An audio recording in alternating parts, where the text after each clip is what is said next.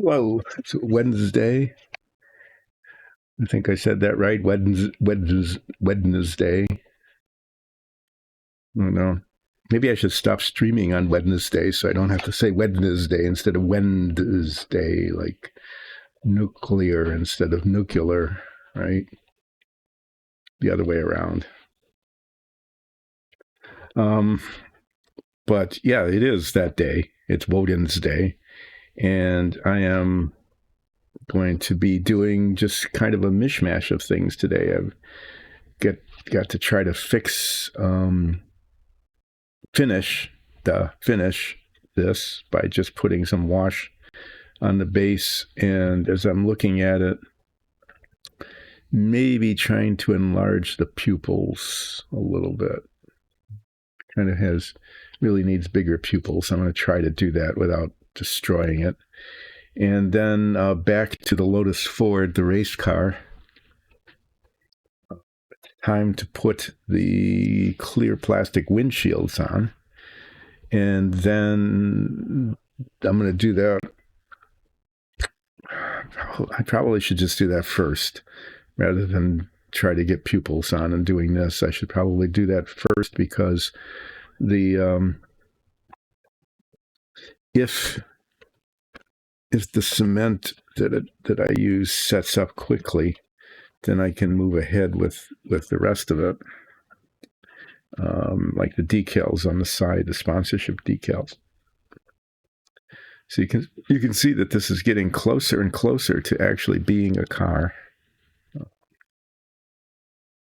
Oh, the other thing I'm going to do is I need to work on, this is so weird, these tiny little bits that are left in this box are retaining rings that are supposed to fit on the ends of the front axles and then the spinners. And I noted that the spinners are bad. They're flawed in a way I hadn't really paid attention to that I needed to. This is how it's supposed to look, okay? And this one these have holes in them. And the holes are there because of the same reason I've had holes in pieces before. They're injection molded, and they've got these little prongs on the back. And so that excess plastic, when it cooled or it wasn't filled all the way, left these little holes. And so before I can put these on, and who knows when I'll get around to doing that, because things just, there's just stuff, just little detail things like that look wrong. So what I'm going to do after I put the clear plastic windshields on, which is what I'm intending to do, we'll see if I can get that done. I need to fill these in. These way down here. Just thank you, camera person. I'm going to fill in these holes, and I'm also going to get a needle file out, not a needle file, but a tiny little pin drill, and make the holes in these retaining rings big enough to fit on the ends of these axles where they're supposed to fit. So that'll take some time. It's just, just flaws in the construction of the model. And those are kind of important, because these spinners show they're right at the ends of the wheels, and they just do not have holes in them like that. They just don't. That needs to be filled in. And if these rings are supposed to work, the holes need to be bigger so that these spinners fit on top of those, and then these supposedly fit on the rear axles.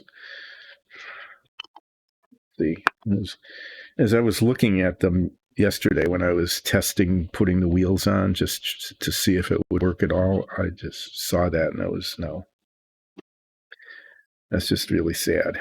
So let's zoom out again a little bit here so that I can see this. And I haven't had these clear parts out of the envelopes yet. I haven't even really looked at them. I'm hoping that they're good. Here, clear parts are coming out of a plastic envelope. You notice that there are two. It's kind of weird, I know, but it's actually accurate. The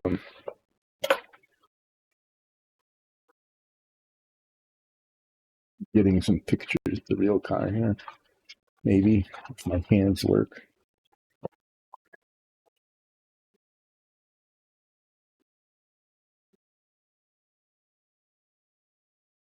So here's the real car.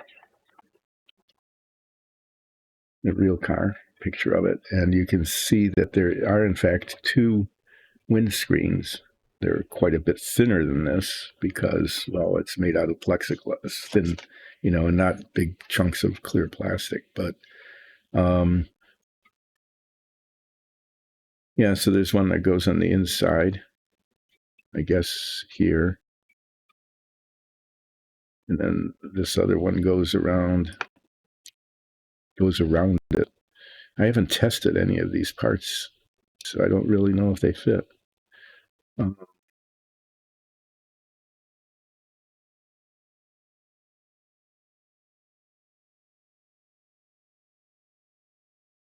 They really don't. Oh, yeah. Okay. So this one just goes on here like that, but I was kind of afraid of that.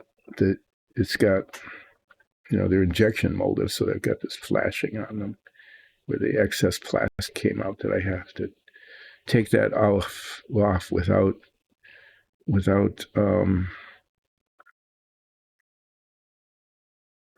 scratching it. Okay, well, this is going to take a lot longer than I thought it would because everything I do on this takes a lot longer than I thought it would because there's always something. So, since there's always something, I probably should just get on with that something. This one's not as bad. Little prongs on it.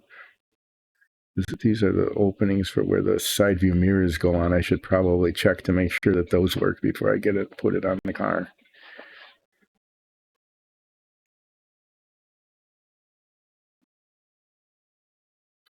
Okay, let me just see where I'm looking at the attachment points here. Lights suddenly get brighter.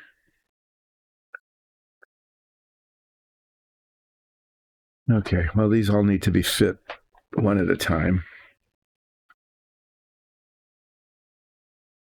Sorry about that. I thought when I looked at them in the envelope, I didn't see these flaws, all the little plastic, the big plastic flaws. I didn't see that. But now I see it, so there it is.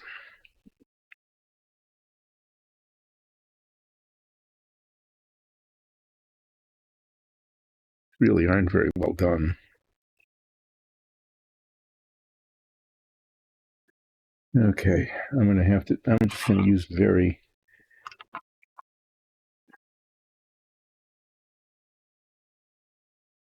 fine sandpaper on this. Do my best to not hurt anything.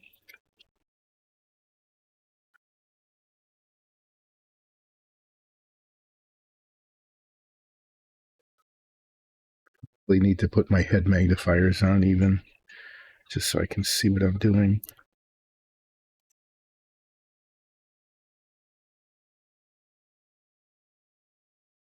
Yeah, it is. It's supposed to just peel off. It's barely attached.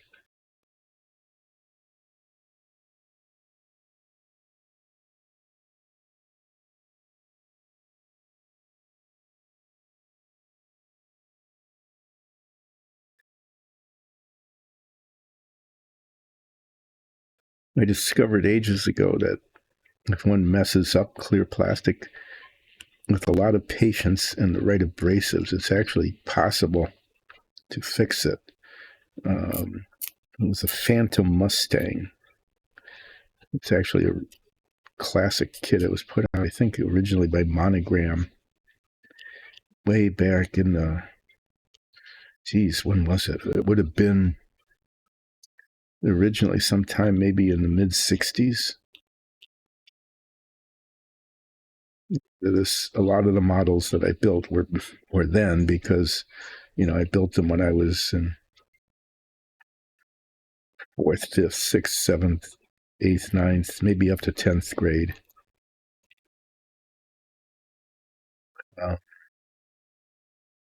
So that's when they would have been.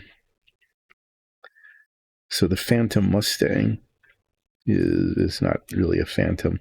It was the outside of it, the body of it, the wings and the fuselage were molded out of clear plastic to reveal the inner detail.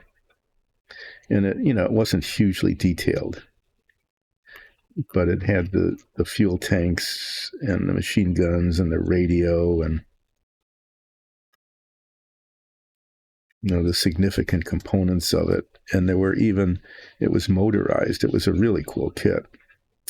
There was a motor up in the front that drove the propellers. You could run the propeller. And there was another one that made the landing gear go up and down. And it was this elaborate set of fragile plastic parts that operated the landing gear. And it actually worked. I mean, it really did, but it was fragile and it tended to break. And of course, it did. They reissued it in, I think, sometime in the 1990s. I think you can still buy them. It's a fairly expensive kit. And one needs to be very, very careful building it, because you don't want to get cement onto the clear plastic, because it dissolves it and then it's not clear anymore. Well, I didn't have this, which I'm going to be using. This is supposed to be the world's best canopy cement for clear plastic parts. Clear part cement, which it dries clear. It's not supposed to craze the plastic. It doesn't mess it up. At least it's not supposed to. And I didn't have that then. So of course, I'll have to go back to what I was talking about on Monday about of course, as opposed to stay the course or the course. Okay. So I did the inevitable and dropped a little drop of the cement onto the wing where it was very obvious.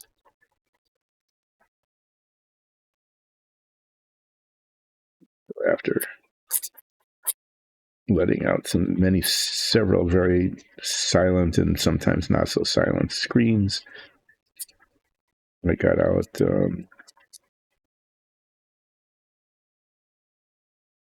different grades of sandpaper, very, very fine. Still have some of this polishing paper. That was the second to the last. I polished out the roughness and then polished that, and then got Jeweler's Rouge, which is an extremely fine abrasive. It's used for polishing jewelry, of course. That's the point of it. This bit is, I'm going to end up spending half an hour cleaning up after the manufacturer here.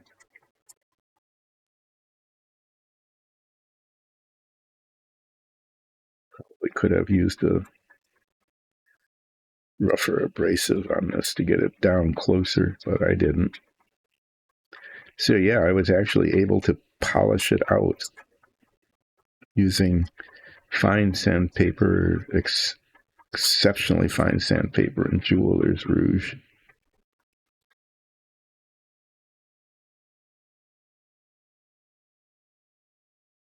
And if you looked at it from the side, you could see that there was a little bit of an indentation, where it had been polished down.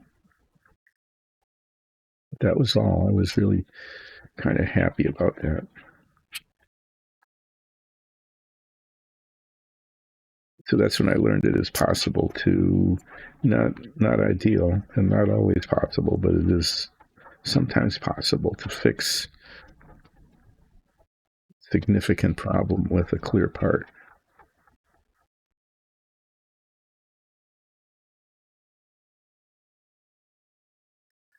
Which I'm hoping not to have to do with this.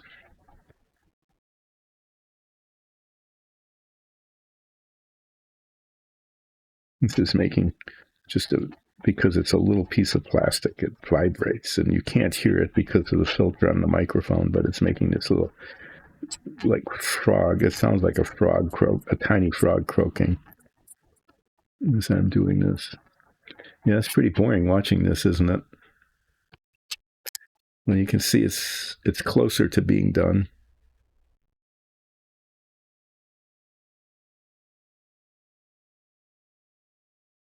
Of course, this is the bottom. It's right at the top. It's right at the top there where it'll be really obvious.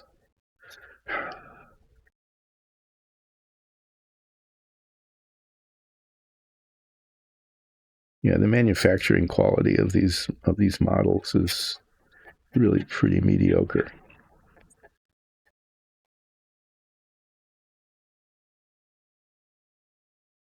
And there's always, the model that shows on the cover. I have no idea how many millions of hours must go into making one of those, if they even use the kit. I don't even know if they'd use the kit. The box top pictures of the completed model. Your model will not look like this. They should just say that right up front.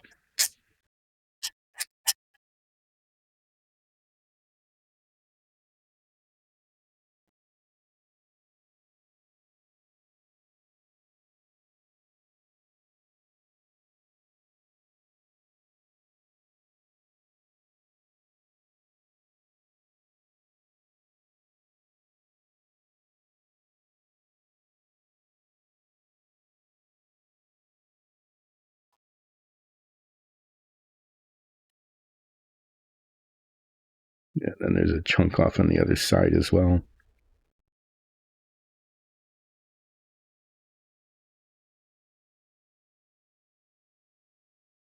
To try to polish this out.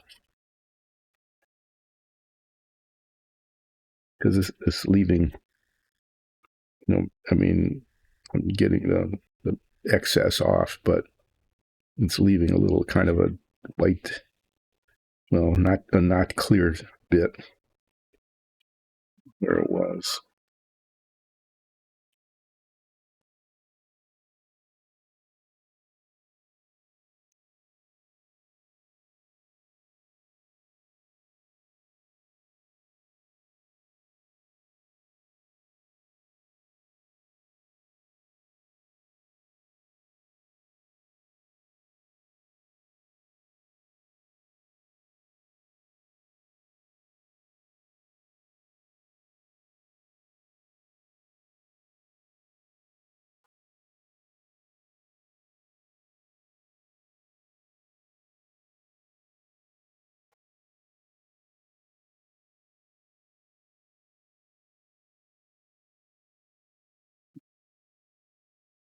Yeah, look at it from the other side. There's still some there. It gets slower as one gets near the end. When there's a quarter of an inch of plastic that has to come off, it can be pretty aggressive at it. But when there's, a tenth of a millimeter left, you need to be a little bit more cautious.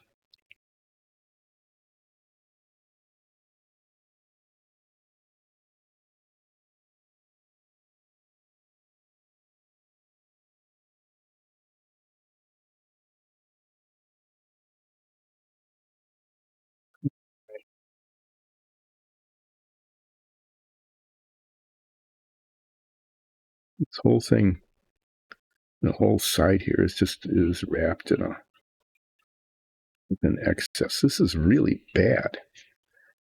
Didn't see it until I rotated it, but wow, this is really badly molded. I suppose I could have, well, I don't know. I could have done this earlier, but I was doing other things earlier, so.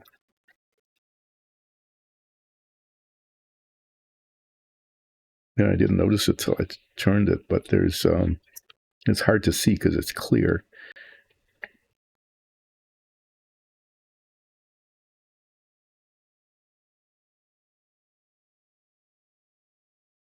It's kind of like this side. Something dark, I don't know. You can you see this? This whole ridge, that ridge all the way along here, and then the flap at the end. Wow. So I will apologize to everybody, but I'm going to be sanding this for quite a while because it's really, really bad, really a mess. And it's on there fairly thick, like the part that I just sanded off. So I can't just like scrape it off.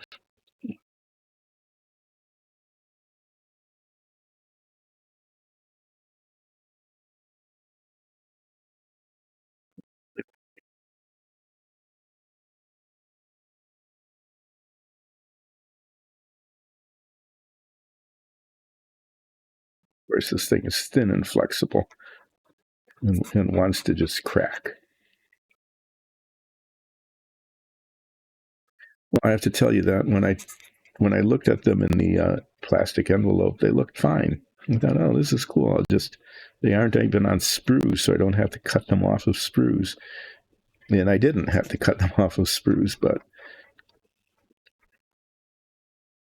they were far from being good.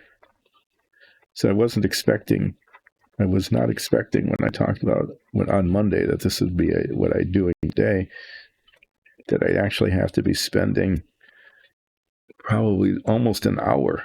That it's going to be almost an hour fixing these parts so that they're usable. Wow.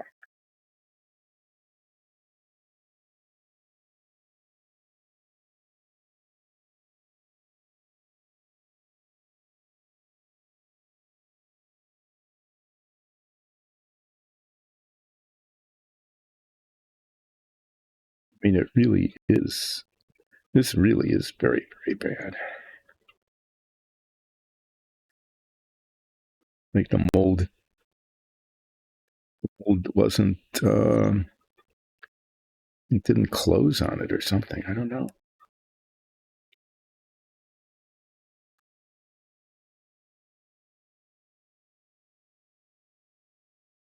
Symmetric.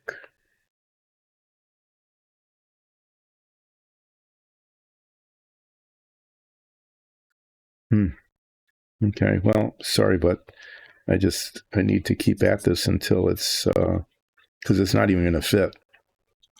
It's not going to fit. And when I did put it on, it will, because this is the inside of two windshields. The excess plastic would keep the other one from fitting.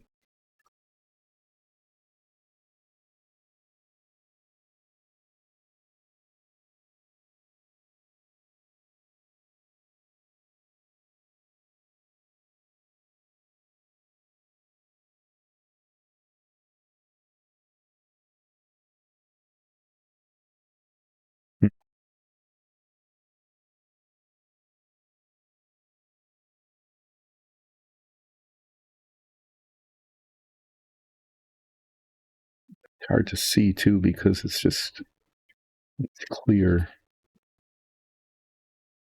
Kind of angle it right so that the light catches it.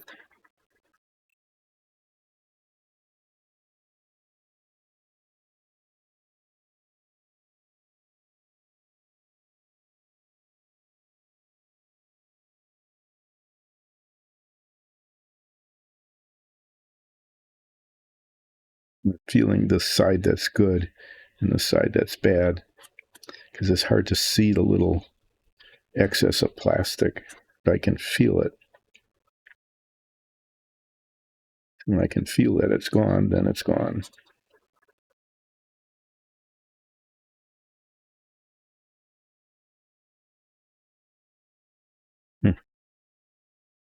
Well,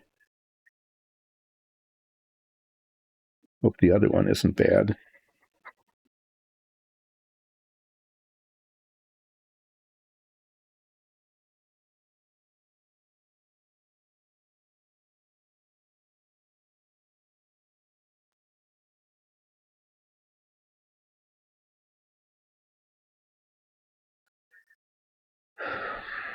Sorry. That was a slightly frustrated sigh. Sometimes sometimes a sigh is just getting rid of excess carbon dioxide or something. That was a real sigh.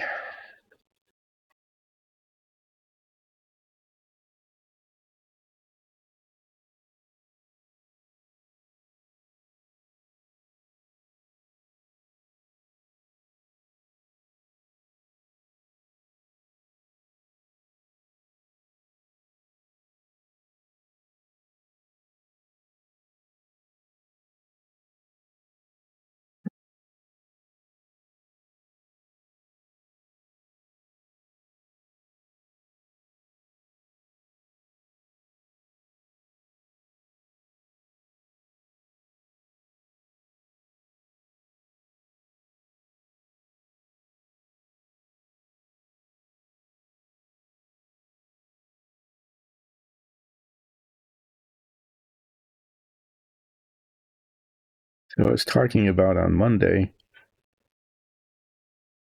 It's the lessons to be learned from the Mr. Ed theme song. Hi, thanks for joining in. I'm sorry that I wasn't chatting to myself when I wasn't looking up at the chat screen. I was trying to fix this. This is the one of two windshields on here. I might as well show you the car. This is the Lotus-Ford, a model of the Lotus-Ford that won in 1965 Indianapolis 500. It was a breakthrough event because rear-engine cars that had been replacing the Offenhauser front-engine cars had been around for about, 4 years, but this one finally made a breakthrough and won. And I was going to put the windshields on, the clear plastic windshields, and I discovered that they're just terrible. The molding that was done on them, they're very, very badly produced. I'll just put it that way. And I'm sanding off a whole bunch of excess plastic that oozed out along the bottom of the mold when this thing was molded, injection molded. So I thought, what would probably have been,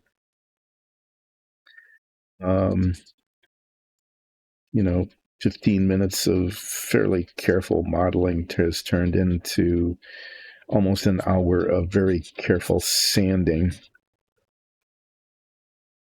as I am working to get rid of the excess plastic so that the part will actually fit and look like it should.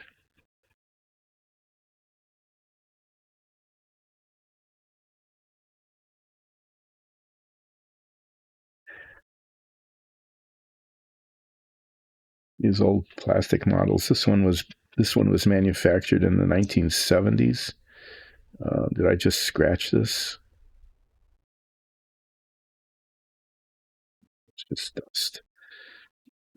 This is a reissue in the 1970s of a model that came out in the 1960s, and I'm building it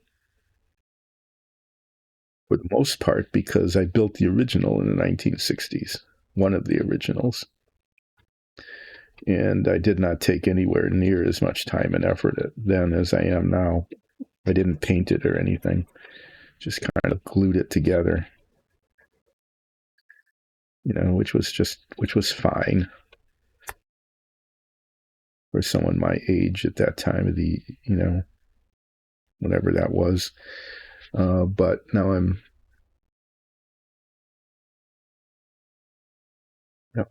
being much more careful. And what I if this part was like this when I built the kit back in 1967 or something, I would have just taken a razor blade and scratched it off. That was my tool back then. I had a one-edged razor blade, where one side was a razor blade and the other side was like crimped over or folded over, so you could push against it. None of this fine sandpaper stuff or needle files or anything like that.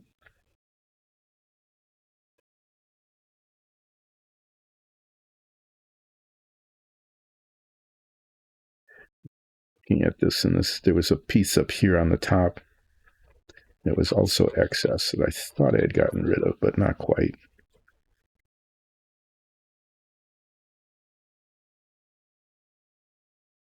And the only thing that can be said about it right now is that I'm closer to being done than when I started.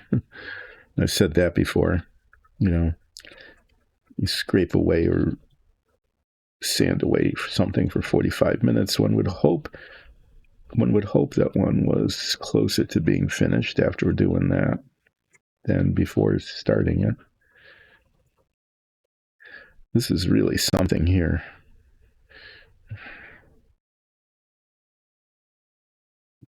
See, there's like a hole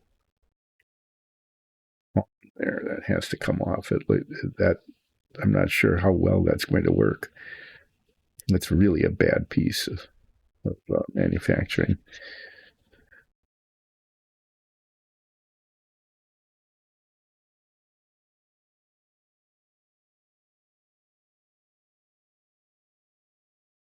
So as I'm getting closer to the place where it needs to be, I'm trying to be even yet more cautious about it.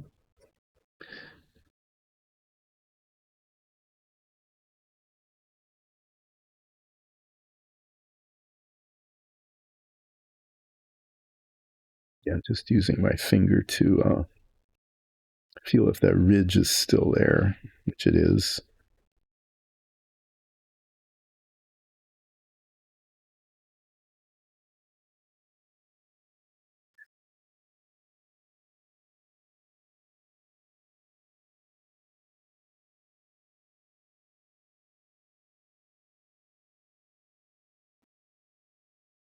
Okay, well, as usual today, I'm going to be getting less done than I was planning. I've settled on a catchphrase. A catchphrase for this stream. Old guy, got almost nothing done but took a long time to do it. I said that once. Somebody asked me, how did this stream go? And I said, well, I got hardly anything done, but I took a long time to do it. And that's been kind of recurring.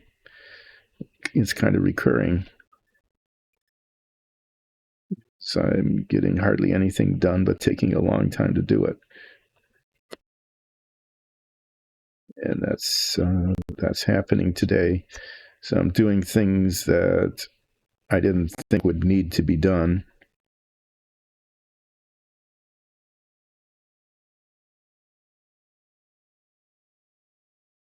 Got fingerprints all over this now.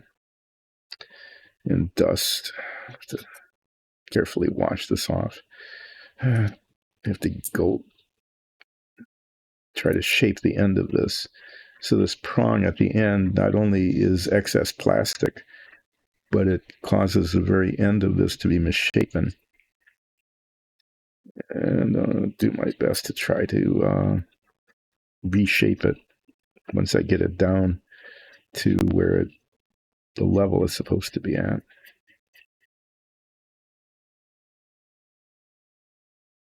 And then after all of this, I will test fit it to see if it actually goes on the car. And then I will try to clean it. And I would expect that if it fits okay, that I would just attach it. But I can't do that right away because this other piece here that you can barely see, it's a clear piece, it's now upside down, wraps around this. So I need to make sure that this fits, and then I need to make sure that the other one fits over it. And then the side view mirrors get attached to that, and there's supposed to be little openings that match the prongs on the side view mirrors, and those need to be test fitted before I put it on too. Otherwise, that could be a problem. That's something I have discovered through trial and error, is that it's really important to test fit the parts, because they just don't. It's very unusual for them to actually fit.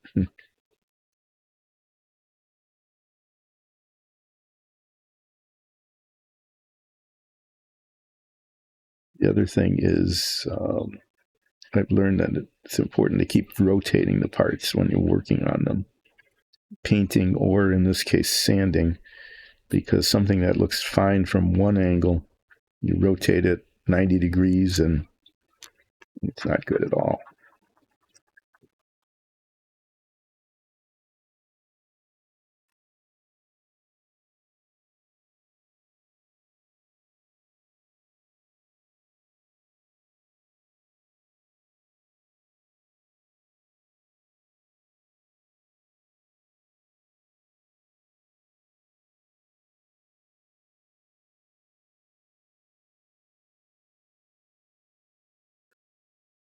And then when I'm doing this kind of thing, I get into my I can't walk and chew gum at the same time syndrome, where I can't sand something like this and talk about something at the same time.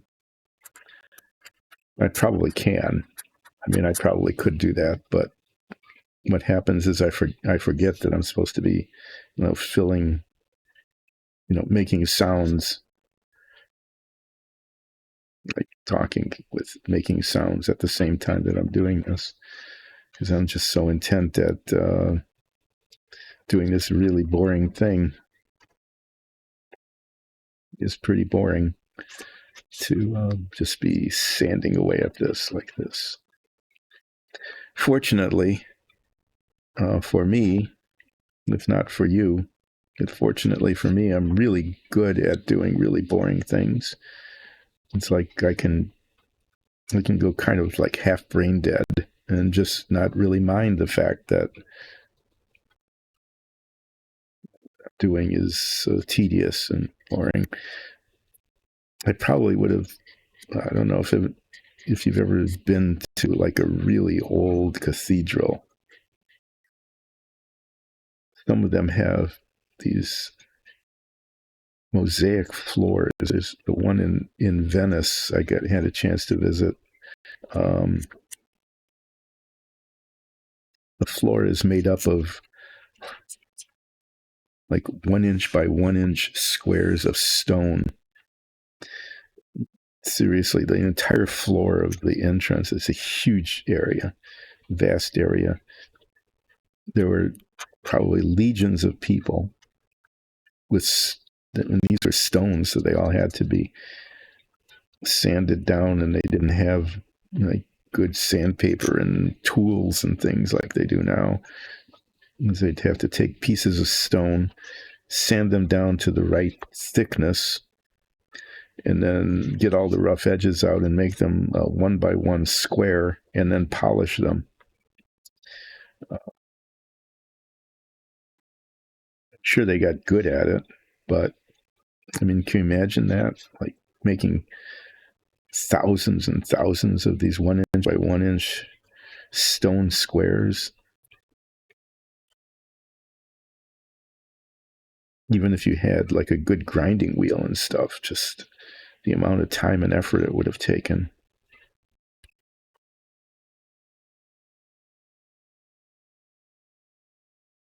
You can get a sense of that by the fact that I'm spending now, it is. It's going to take me a whole hour practically to get this done.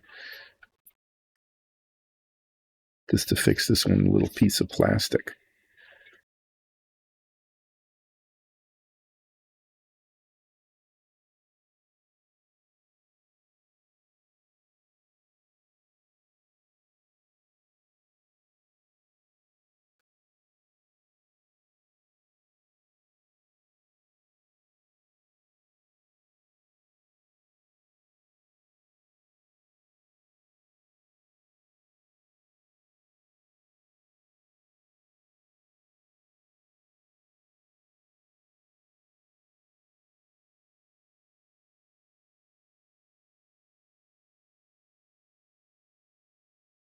I hope they, I don't know. I mean, I imagine they were fairly social. They probably had maybe a dozen people in a room.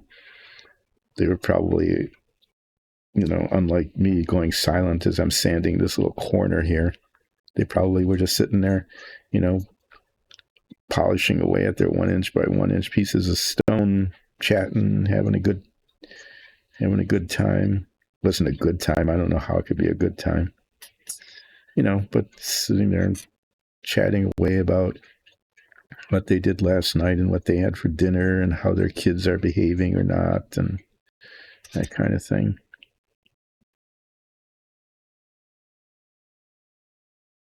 No, it's not perfect, but it's pretty good.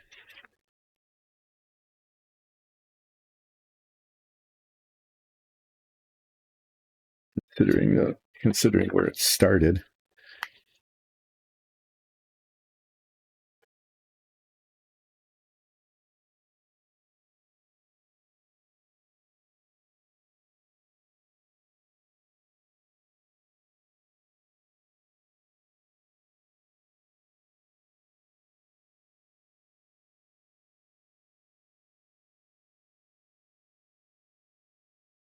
Trying to polish out that little white mark at the very tip here. If I can. If not, it's just going to have to be a flaw.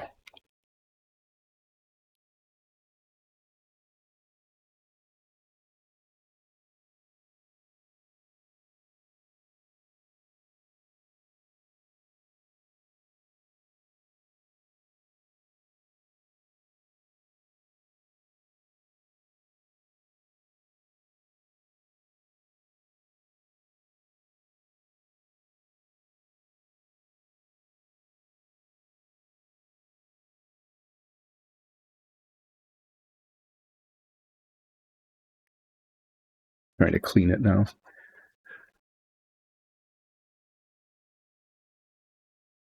So, what does this have to do with Dungeons and Dragons? What this has to do with Dungeons and Dragons, because that's what Dice and Dungeons is it's a group of people, family and friends, who put on a Dungeons and Dragons show. It's a really good show. It's an excellent show, an amazing show that you should watch, and you can catch it with a live chat on Twitch. But the easiest way to do it is to go to YouTube and catch a couple of episodes, and I think you'd really enjoy them. Okay, well, this is far from perfect. There's other issues here, like half rounds and stuff. This is not something you can look at up close. So supposedly this pin goes in this little hole like that. And these set right on top like that.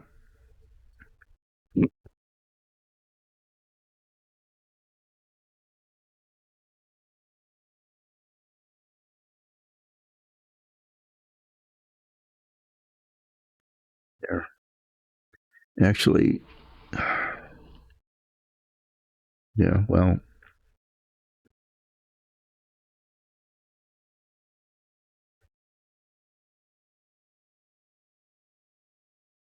see if it comes out now. I pushed it down into the hole there. There we go. Okay. So I'm going to have to put cement down on these, on the bottom here and here, so that it sets where it's supposed to set.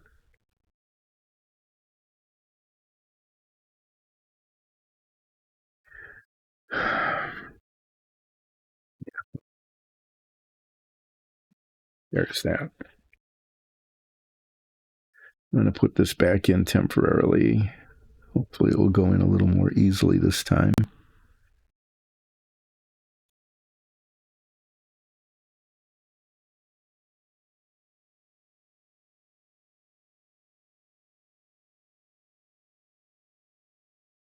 And then this thing, which I have not yet examined to see if there's flaws on it.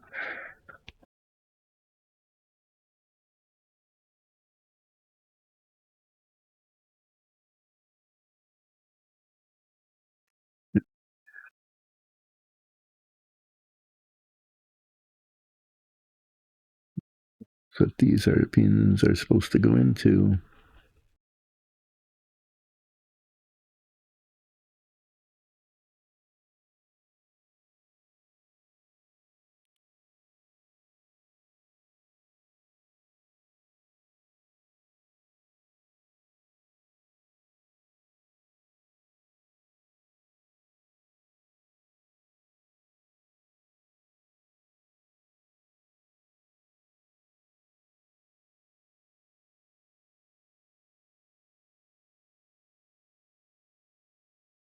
Of course, they don't really.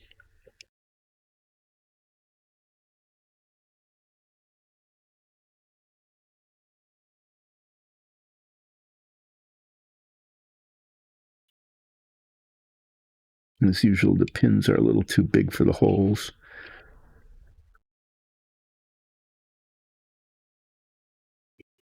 Those on the front aren't bad. Those went in okay. These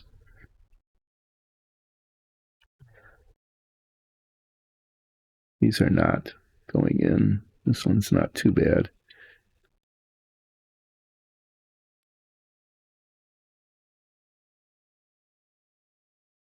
This one,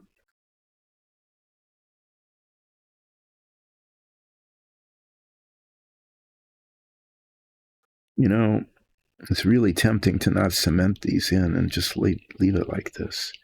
This one,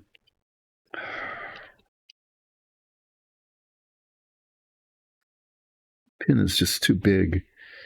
I don't know. You can actually see the difference here between that pin and this pin. This pin is like 3 times bigger than the other one. No, and it flanges out at the end, of course. I'm going to have to sand that. Oh, man. I'm actually going to get a needle file out for that because it gives, even though it scratches it, it gives me better control for the location of the filing.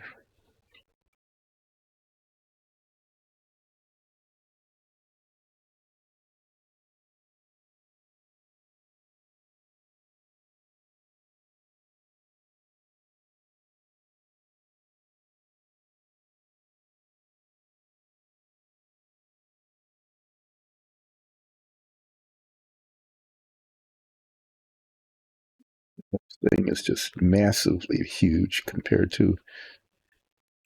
what it should be.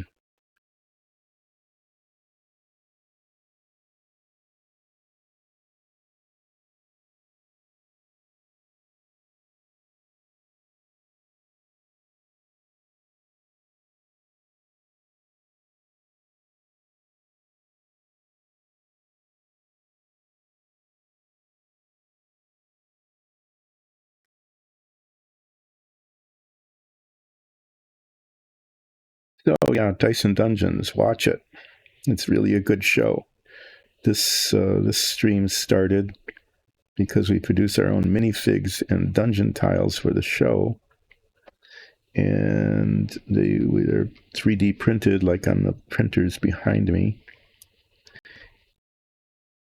and then they're painted. And our DM, who's also like our producer, said, "Well, you're going to be sitting here painting anyway. I'm going to put up a little camera, and you can stream what you're painting." And I, for some reason, agreed to that. And then when there weren't any dungeon tiles, she said, "Well, just build models." And so here I am. Here I am spending an hour sanding and filing clear plastic parts because they were poorly, very, very poorly made.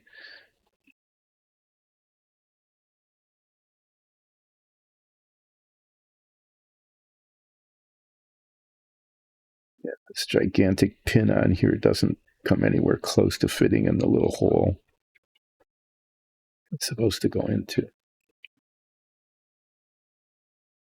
As the one on the other side is just fine.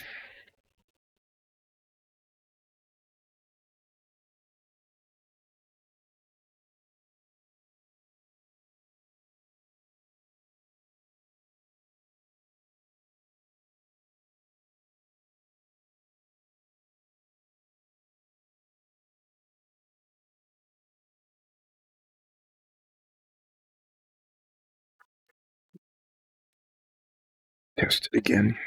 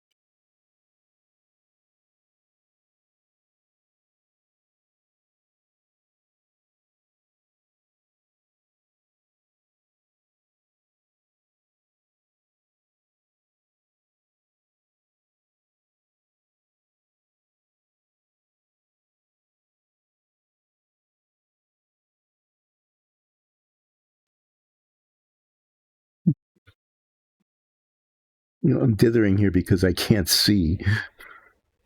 I mean, other than the fact that I really just can't see what I'm doing because my eyes are for suck, you know.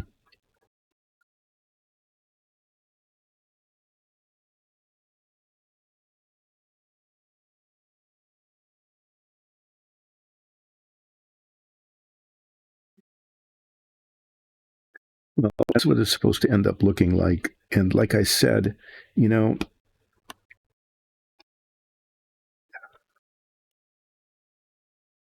I think I'm just not even going to cement it. I mean, why take a chance? Why take a chance and put cement on it and have it go bad? Okay,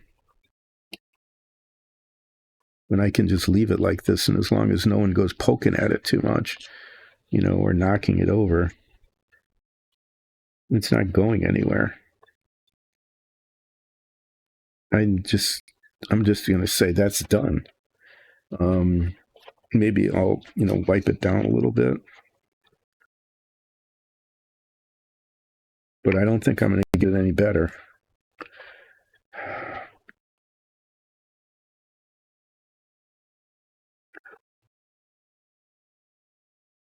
Yeah, I mean it is just what it is.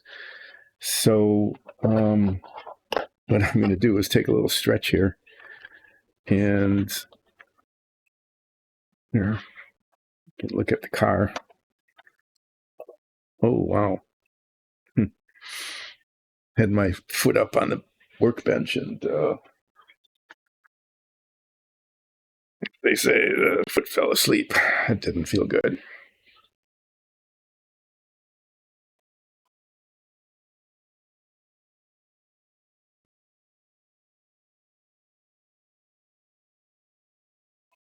Oh yeah, the side view mirrors. I forgot about those.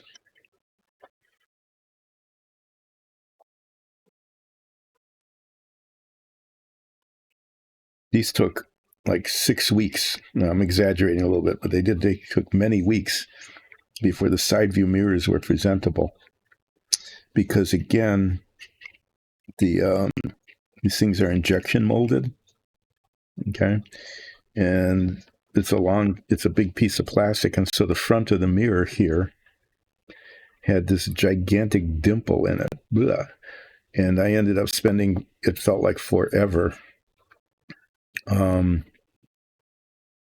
it felt really did feel like forever. Filling it in and sanding it down and painting it and repainting it.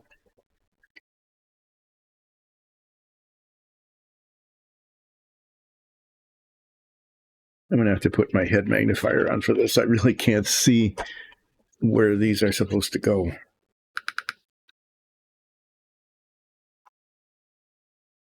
And it helps to actually have the lenses, the magnifying lens on the head magnifier.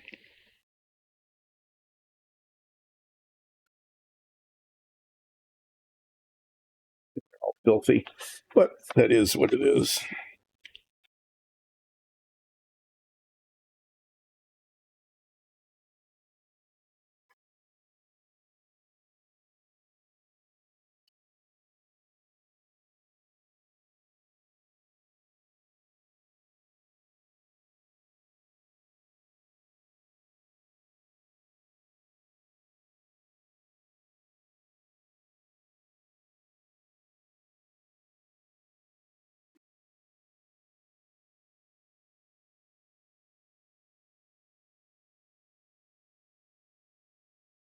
There's supposed to be an attachment point.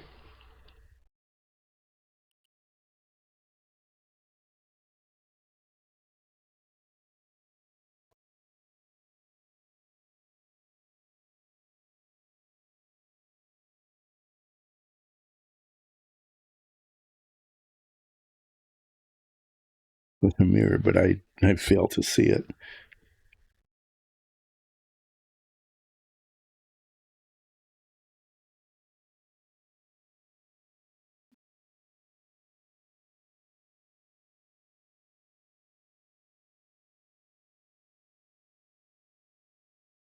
Attach, supposed to attach actually to the top.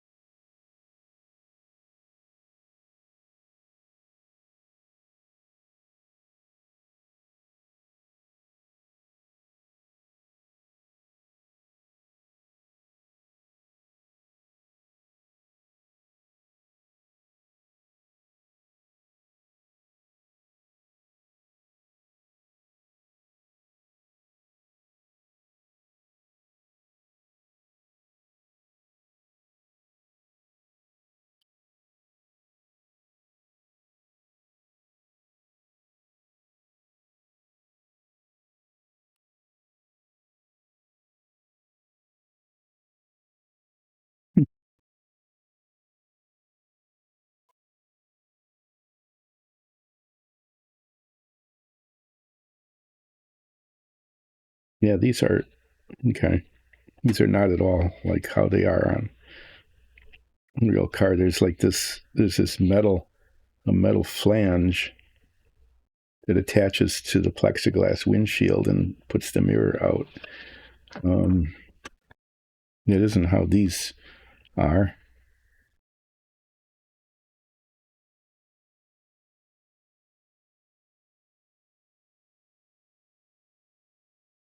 These are just going to have to like be touched to the mirror somehow.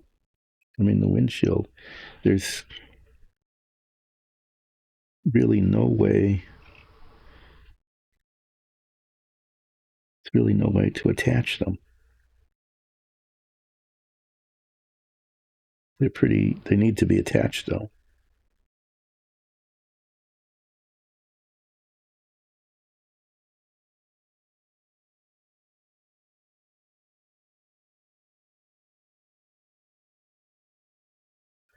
Okay, so how that's going to be done? Hmm. Okay, I'm not going to do that now because this is a thing. This rounded surface needs to be flat.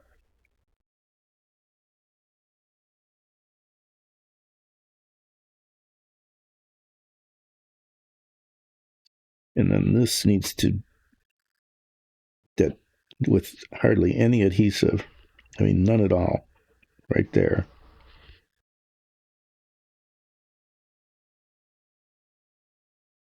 to be attached.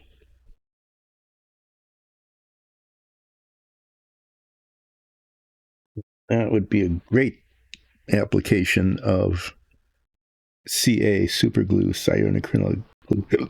It would be if I could be sure that if I put a tiny dot of CA glue there and got it exactly in the right place and went, it would hold. But I can't be sure of that at all, not in any way, shape, or form. So I'm going to, and of course, it's on a piece of clear plastic, so that makes it even more difficult. So I think the way I'm going to end up doing this is I'd like to use contact cement because then I could touch it. But I don't think I can.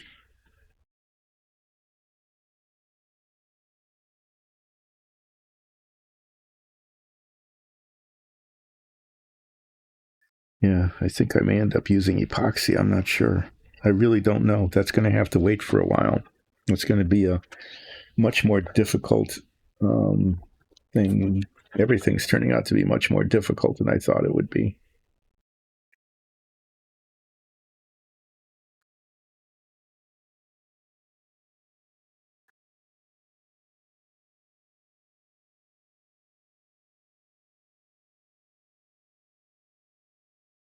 Hmm.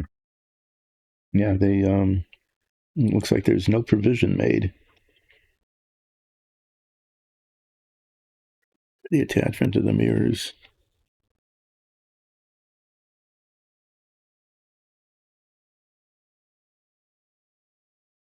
It looks silly if they were on top. They just need to go there. Okay.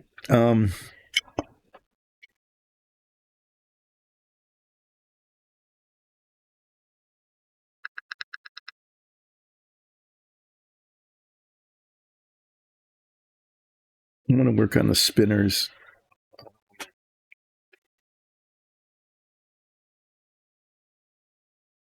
And the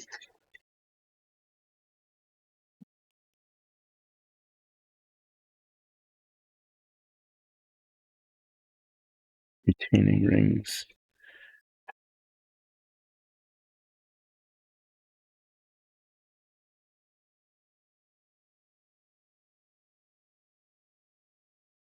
Because I need to think about the rear view, how I'm going to attach the mirrors. I really am not sure at this point how I'm going to do that.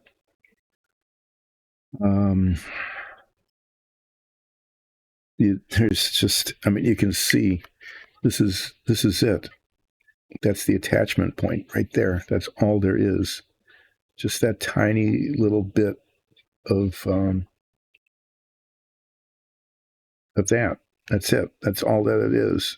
And that needs to somehow adhere to a piece of clear plastic.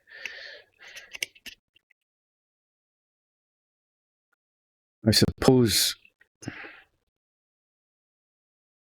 if I were really, really accurate, okay, I'm just talking out loud here to myself, if I were like absolutely sure of what I was doing, I could take a pin drill and drill a tiny little hole in the side of the plastic, the clear plastic, to which I could insert that. I do not think I have that skill.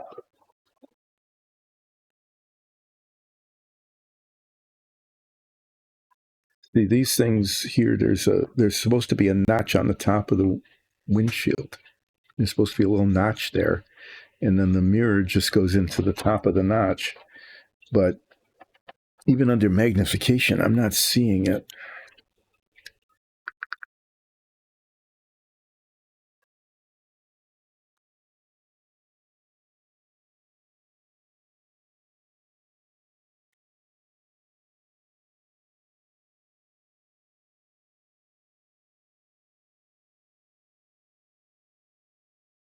And there isn't enough space between the two.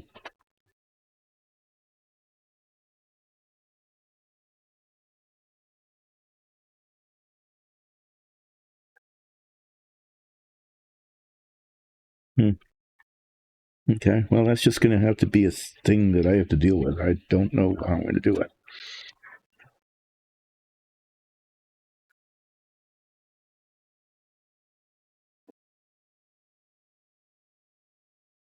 Cover this up a bit. So I've got this sweatshirt on, my Dyson Dungeon sweatshirt. It's the D1, which I roll with some frequency in our game. These are the things I'm working with. Okay, I'm gonna do this first. I'm gonna get the little drills.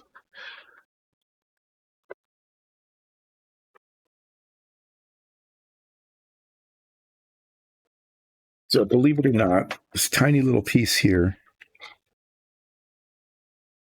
so tiny it doesn't even show here. A tiny little piece there There's a hole in it that's supposed to go on to the axle. Okay, but the hole isn't anywhere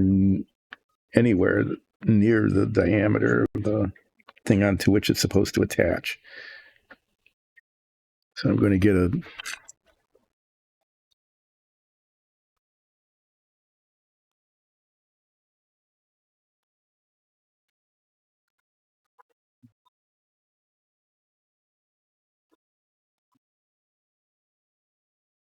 little pin drill, trying to make the hole bigger.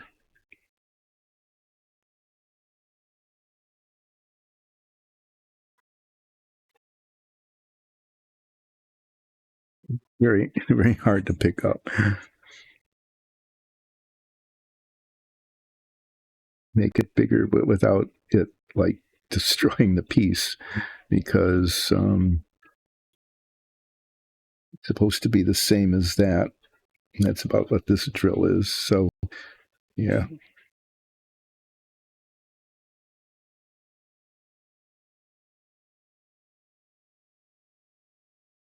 I'm giving this a very small chance of success when it comes right down to it.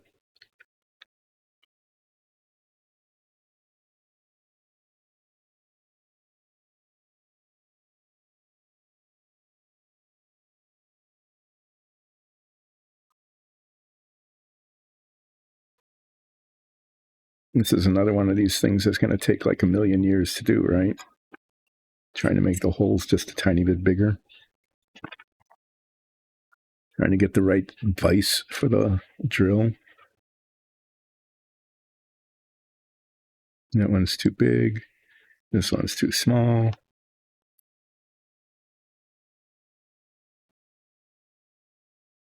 This one could work. Find out. Kind of awkward.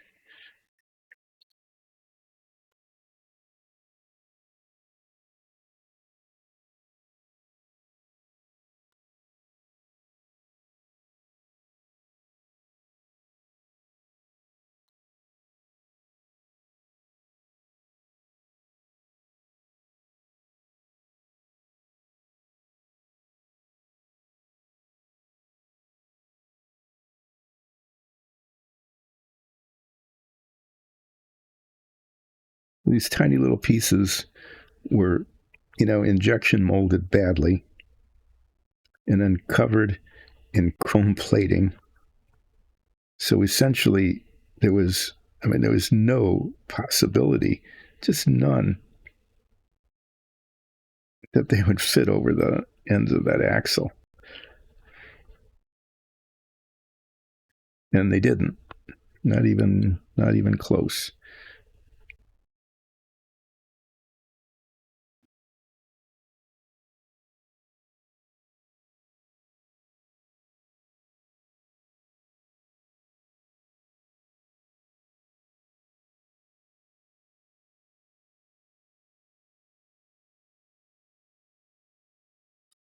I'm trying to get it to fit.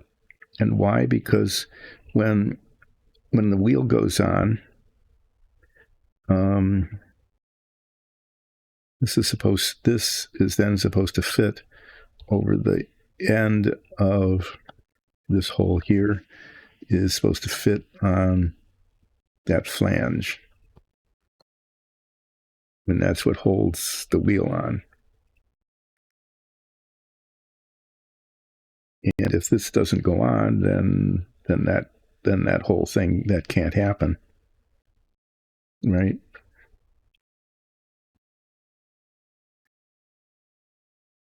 Hole's bigger now.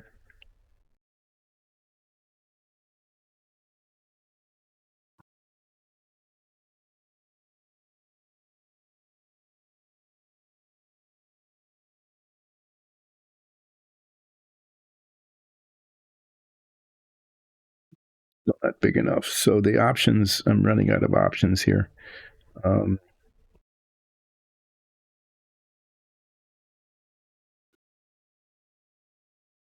could try to make the hole yet bigger.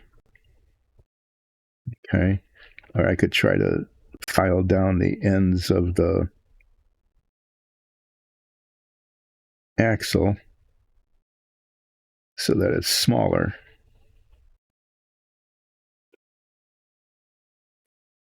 So I could make the hole bigger. I could file down the end of the axle to make it smaller, or I could just give up on this altogether and say it's not going to work and just put the wheel on and then put the spinner hub on over that.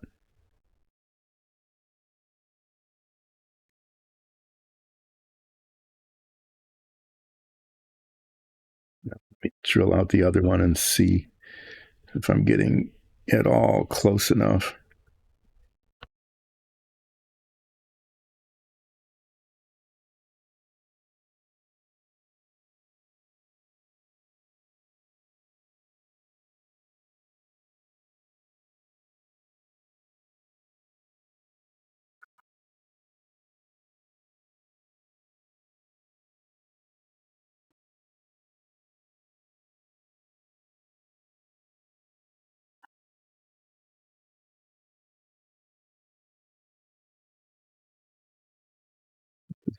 Mostly frustrating.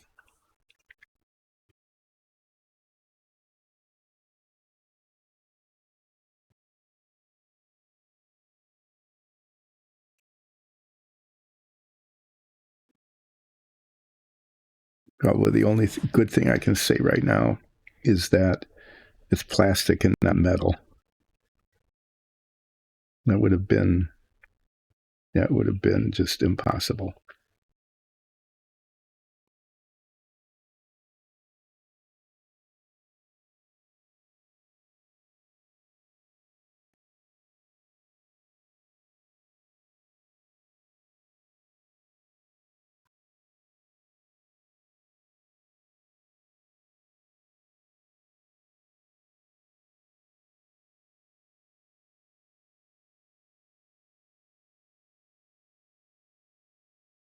Really not terribly anxious. I'm not really that's not what I want to do. I don't want to start filing down these pieces necessarily at all. Let me try this. Let me see if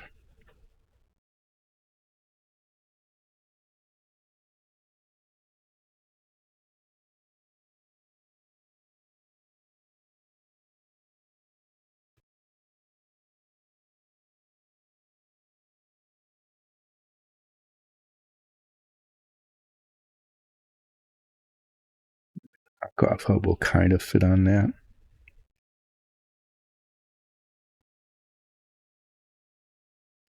What's supposed to happen, this is an absurdity. It really is, given the construction value of the poor construction and of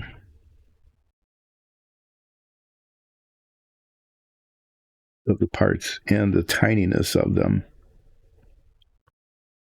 is the way this is supposed to work is that the wheel goes on the axle, okay, and this tiny little ring gets cemented on the little nub of the axle, okay, without getting any cement on the wheel or the axle, so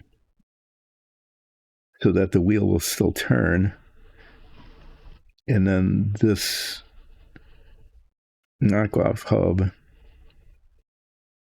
would then attach to the little prongy bits on the retaining ring, like that.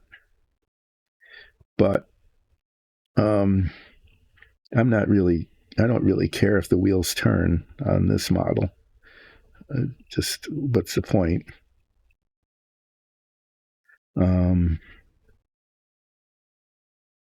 But I had to try to see if it even possible to make this work, and I just don't see that it's. I can't make it work. Not with any realistic use of time.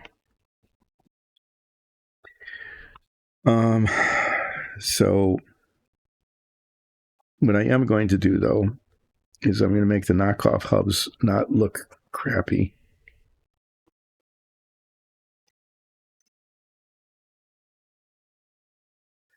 try to figure out how to get these mirrors attached to the windshield.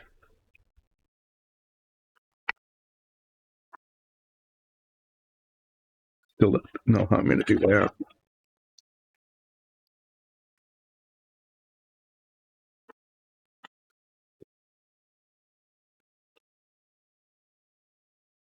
And then at some point I need to put the sponsorship decals on the side of the car, but probably not going to happen today. What I am going to do, though, get right back.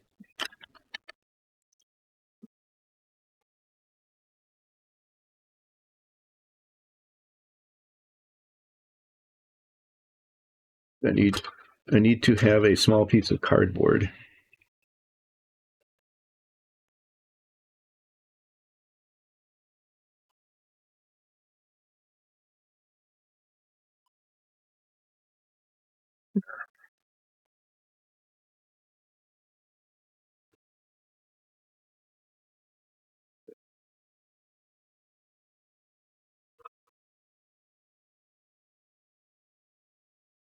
Trying to put things away as I'm working here, because otherwise I just set them down and the whole workbench becomes a total clutter. Okay. I'm going to attach these spinners to this cardboard so they don't go flying around. And then I'm going to put some filler in the hole.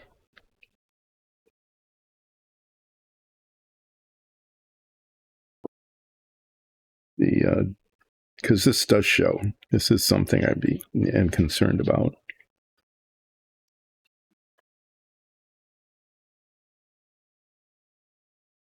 No, okay. I mean, I did my best with the retaining rings, and now I'm trying to figure out how I'm going to get the mirrors attached. So I really don't know how I'm going to do that. And but I do know what I'm doing here. I know what I'm intending to do. It doesn't necessarily mean I know what I'm doing. Okay, there's a difference between I know what I'm intending to do and whether that represents I know what I'm doing. And that phrase can mean a couple of things, can't it? I mean, it could mean, of course, I know what I'm doing because I'm doing it, right? I know what I'm doing as I'm doing it. So that phrase could be taken fairly literally that way. To say, do you know what you're doing? It's, yeah, I'm sticking these on a piece of tape, on a piece of cardboard. Of course, I know what I'm doing. I'm doing that. But then it could be used more broadly as in, do you know that what you're doing is the right thing or the correct thing? Or do you have knowledge that you're doing it the correct way? Okay, that's another way of the meaning of do you know what you're doing? So I almost always know what I'm doing in the sense of this is what I'm doing at the moment, and I describe what I'm doing or attempting to do. And then there is the, you know what you're doing. I'm going to use this this filler. If I hold these up, you can see what I'm talking about. See those little like pinhole things? Those are not supposed to be there. They're supposed to look like that.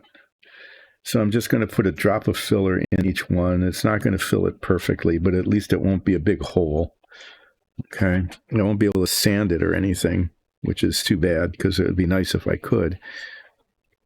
But at least it won't look like it's got a hole in it where it shouldn't be one. And then I'm going to prime them and repaint them. And I'm not going to mess with the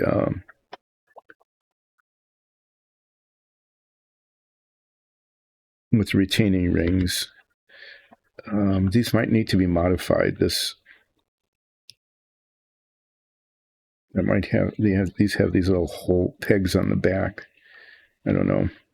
I'll have to test fit them sometime, but I'm going to worry about the fronts. One thing at a time. There might be a multi-step process here, because two of them have indentations on the back. Those go on the rear axles, and two of them have these little prongs on the back those are designed to go on the front axles where those retaining rings were supposed to be, but they're not because they just can't be.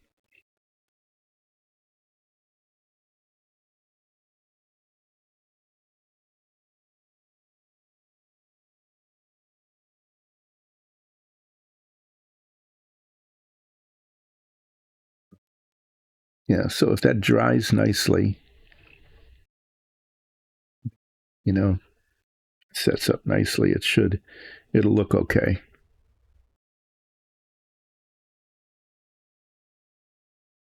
But as I've discovered with this, before it can be painted, it needs to be primed again.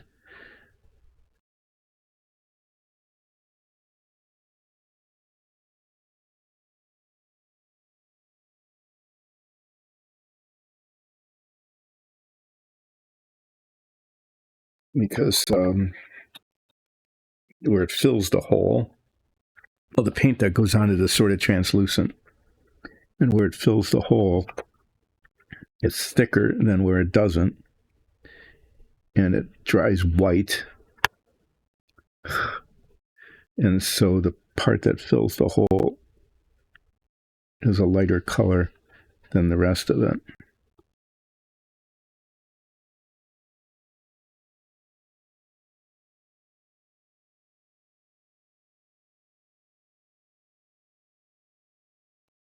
So I'm going to prime all of them and repaint them all.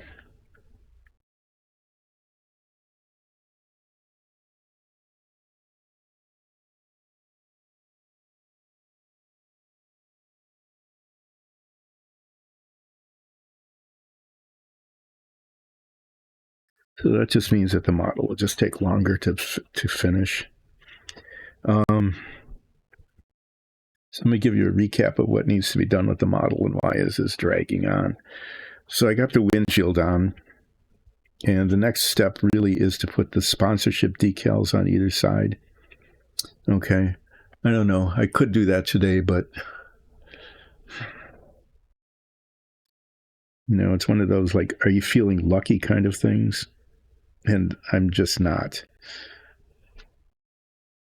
So I'd rather this lapsed into September before it's finished, and to have it not be messed up, than do something dumb, and mess it up. So the sponsorship decals need to go on. I need to figure out how to attach the side view mirrors. I really just don't know.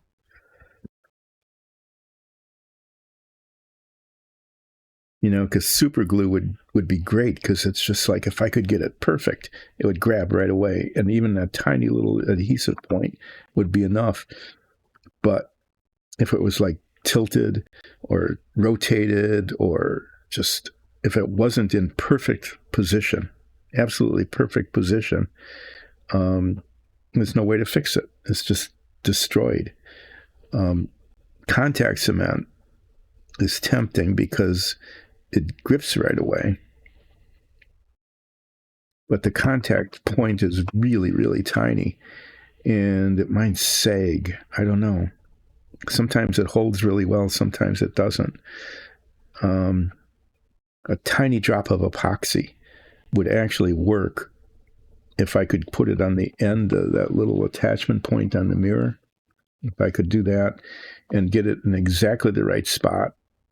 But it takes 5 minutes to set up, which means, holding it in the perfect location for like 3 minutes.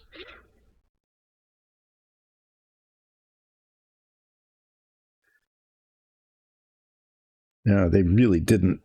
That part right at the end, right?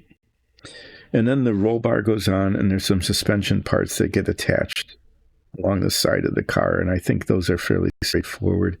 The wheels go on, and then these get cemented on to the, I'll show you the wheels.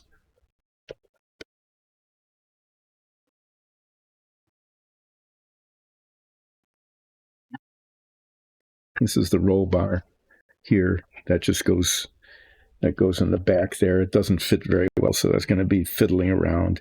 These little covers go over these velocity stacks, which is good because they look doofus. Okay. The wheels go on. and then those spinners that I just messed with just go on the hub like that, and I can just cement them on. At that point, they'd just be cosmetic, kind of. Yeah, and then these are the suspension bits that go in the back. It doesn't look like much, but unfortunately, it's just taking a long time because it just is. It's just taking a long time. I think what I'm going to do.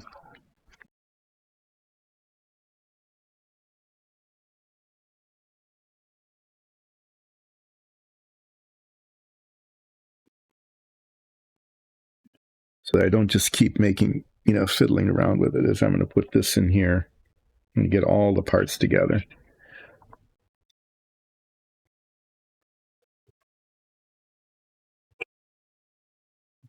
Bump the box. I almost knocked the box onto the floor, and this whole thing would have been busted. Yay! So here, this is it. You can see it's mostly done, but as usual, the things that are remaining are just fiddly, and even these, that just go over this is a matter of getting them on just right. And I didn't want to put the roll bar on until after I got the decals on. And we'll do that.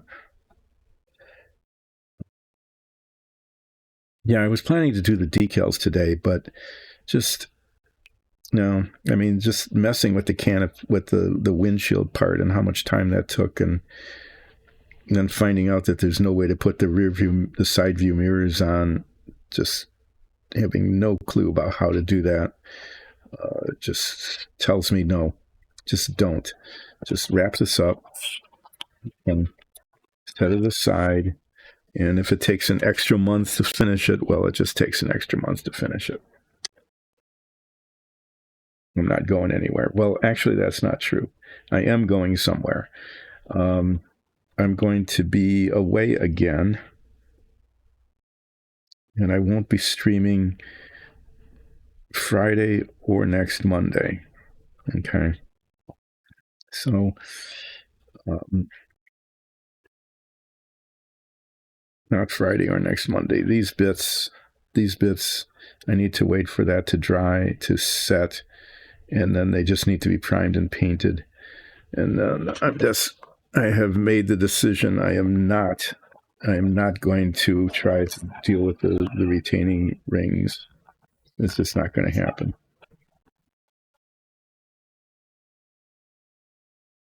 So I'm just going to set these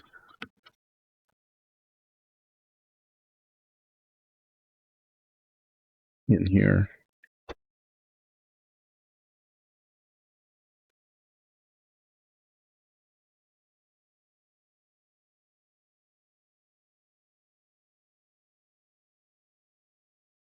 Hopefully that'll be enough.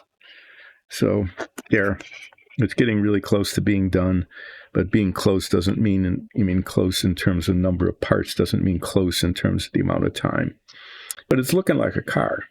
I think it actually looks pretty good.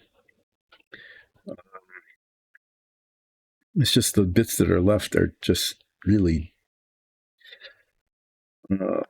difficult. So I think I'm going to end up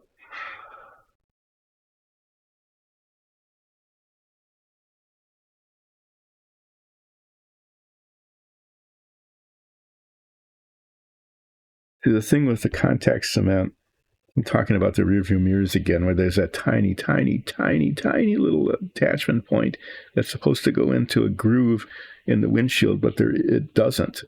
It just doesn't do it. It can't be done. Is that the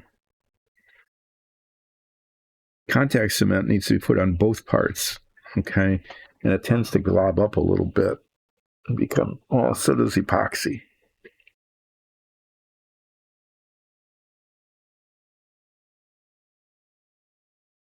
I wonder how long.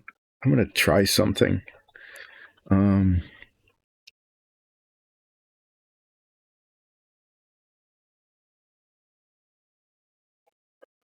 I just suddenly thought, if this stuff works,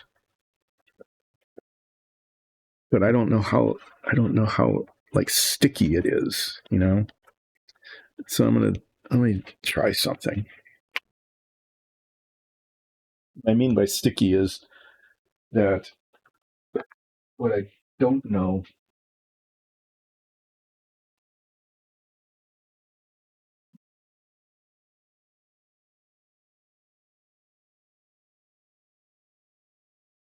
if it holds on to something.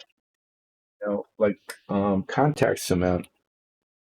If I take contact cement and I put it on both surfaces, like a tiny dot on either side, and they touch each other, they grab hold. Okay, but it doesn't set up right away. It'll it'll droop.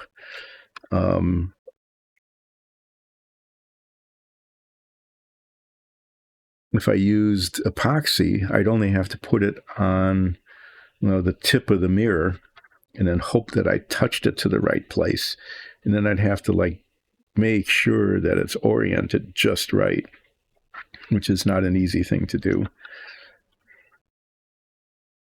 But it doesn't really grip. And you know what I mean? It doesn't just grab hold. PA glue, like I said, would work if I could be sure that I'd get it absolutely right the first time. If I could put a drop of it, tiny little drop of it on the edge of, I'm cutting off some pieces of plastic here. Like if I put a tiny drop of it on the tip of the attachment point on the mirror, and if I could be sure that I got it in exactly the right place and exactly the right orientation,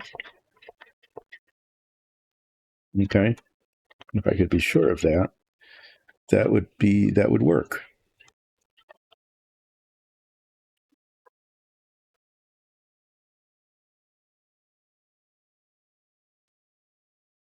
So what am I doing here? I haven't used this but once. Okay. This is the old sprue. Just all the excess plastic onto which the parts were attached.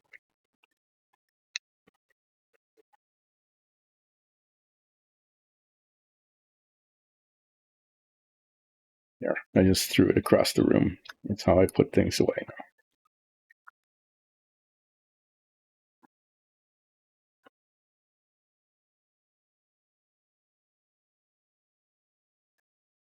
Let a little bit go.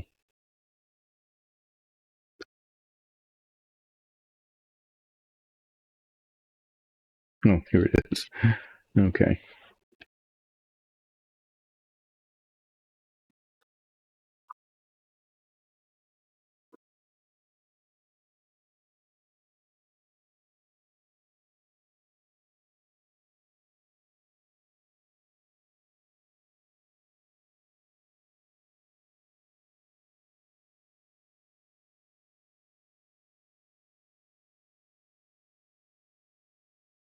I could use like regular model cement, but that's just going to, if it misses its mark, it makes a huge mess, and it doesn't exactly set up right away either. I mean, it doesn't grab and hold the way, for example, the contact cement does.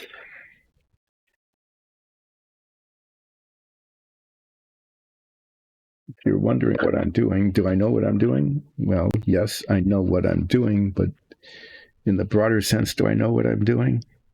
No, I'm trying to find out if I know what I'm doing.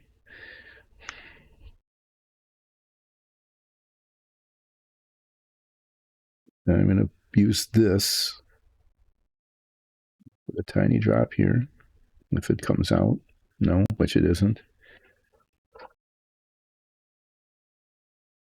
This is supposed to dry really clear.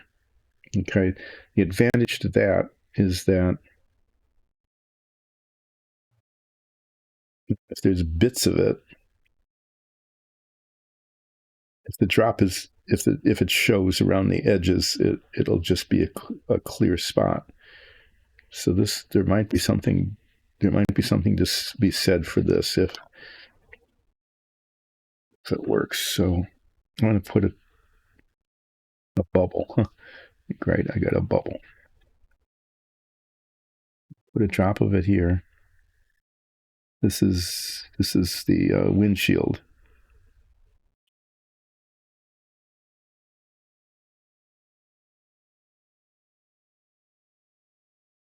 Drop of it here.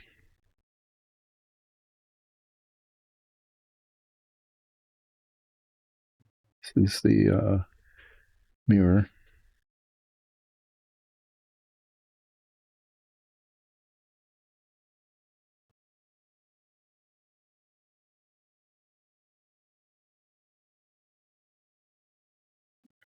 To touch them to each other.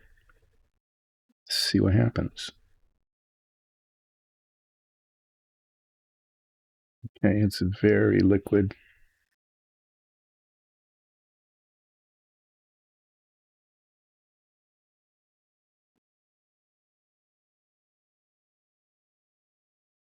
A lot more on there than I thought there was. Yeah, see, it doesn't exactly, it doesn't stick. Well, it's just making a mess, isn't it?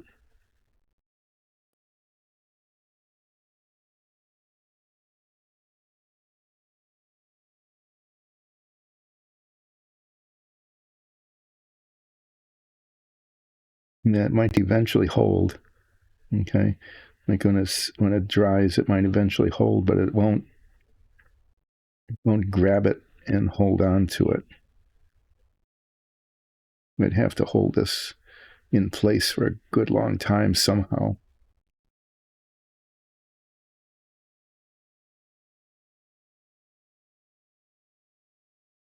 Okay, well, there's that.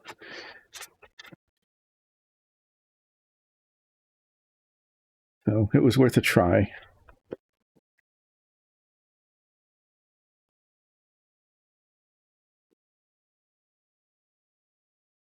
I'm going to see if it's worth a try. I'm going to try another thing. I'm just experimenting with this. I've got some time here in a stream, and I'm going to. I got another hour. Yeah. So why not? Why not see if I can't make this work?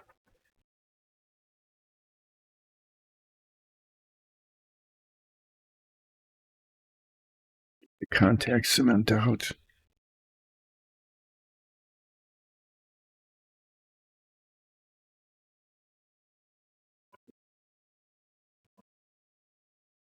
On one hand, today I saved a huge amount of time because I didn't have to cement I didn't have to wait for the cement to dry to set on the windshield because I'm just going to not cement it. Okay, which should have given me a huge amount of time to put like the decal on and move along more quickly.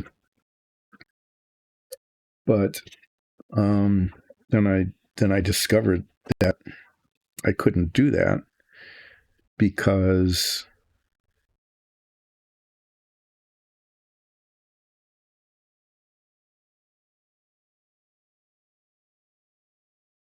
I can't get the side view mirror on the windshield.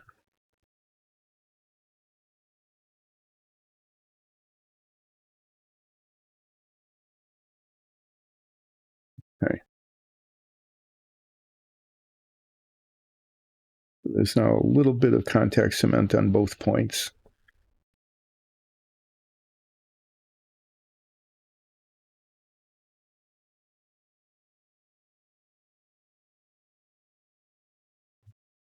Let this set for a bit.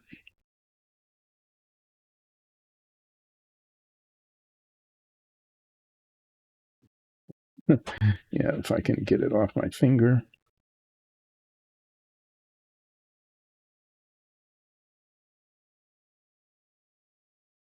That is another alternative. probably not going to use, and that's rubber cement. That works a lot like the contact cement, but has some advantages in terms of error correction.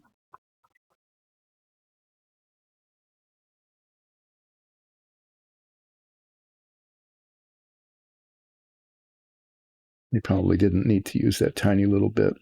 No, here, since I'm waiting for that to set, I'll show you this. Everything on this model was chrome plated, and nothing on the real car was chrome plated. And even the driver figure is chrome plated. So I could create a driver figure, and I'm almost tempted to do that and leaving it chrome plated, just because of how silly it is. I mean, just absolutely silly. But it could be like, like the Terminator, right?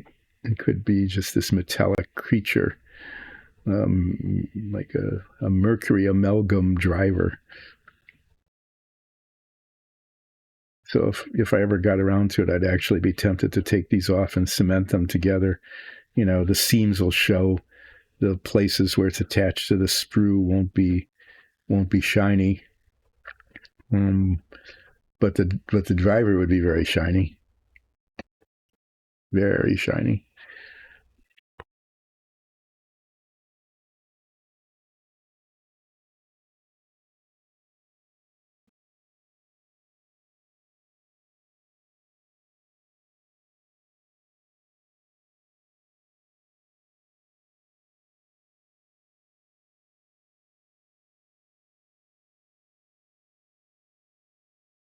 See, it sticks. That's the advantage of the contact cement. And it holds okay. The disadvantage is that it's a little bit yellow. Okay, it's not perfectly clear. I'm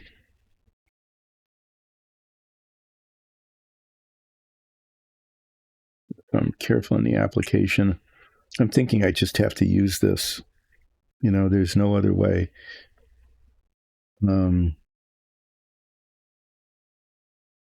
That's what I'm going to do. I'm going to try. I'm going to do the contact cement bit, and hopefully be able to do that.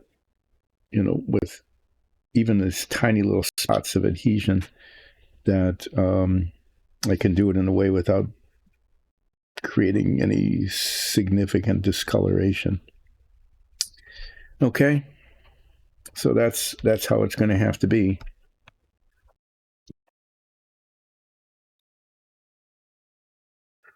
What next, you might ask? You might ask that. Go ahead and ask it. What next? What is next is I'm going to continue. This sweatshirt is cute because it's got a D1 on it, and it says, "Don't worry, I have a plan," which fits well with how I roll on our D&D show. But it's way too big, and the arms are floppy, and they keep getting caught in stuff. Okay, I'm going to go back to this guy who is me. This is me in the D&D show. Putting these away.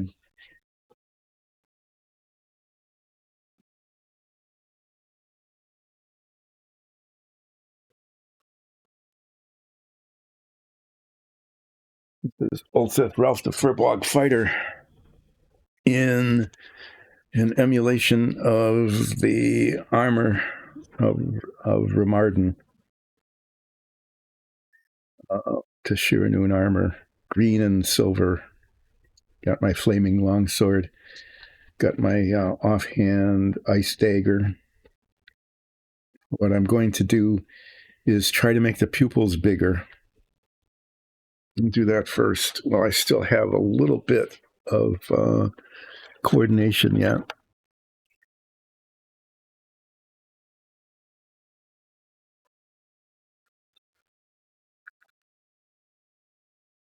And after I make the pupils somewhat bigger, hopefully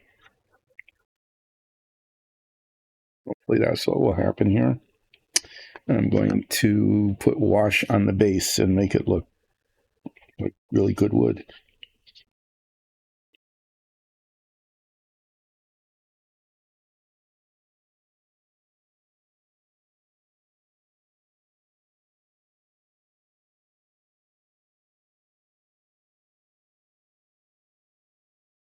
Okay, that's better.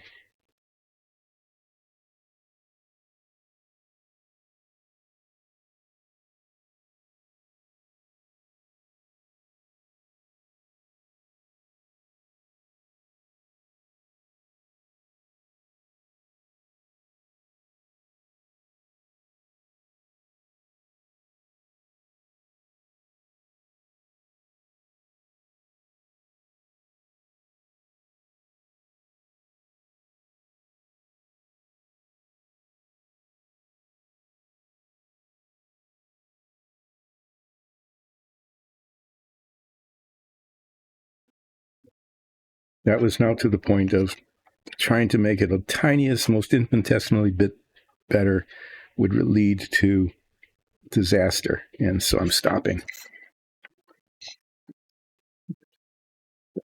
Can't count the number of times when I have disasterated something that was like 90% okay and turned it into, oh, good, now I need to start over. Seriously. Um,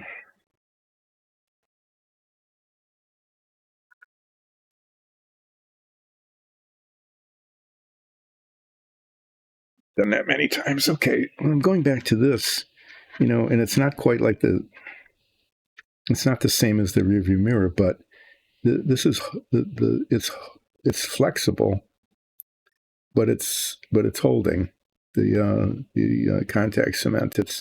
It's holding on, which is like most of what needs to be done when you're adhering something to something else is they need to stay attached to each other, and then you can worry about the orientation a little bit later. So what's going to be important with that is that I get the contact cement in an exactly tiniest little dot of contact cement in exactly the right spot on the windshield on both sides. Getting it on the little prong on the rear view mirror, that's not a big deal. But getting it on exactly the right spot on the windshield is. And then it's a matter of touching them to each other really, really, really close to the orientation they need to be. Although it can be manipulated a little bit after it's attached. That isn't ideal. Is this the toothpick container? Okay.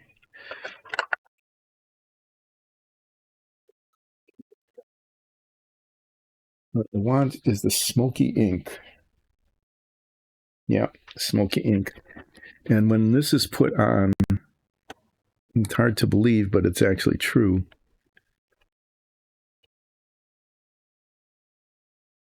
When this is put on, this base color, it turns into that, a really rich, dark wood color. Yeah, dark reddish wood. It's very nice.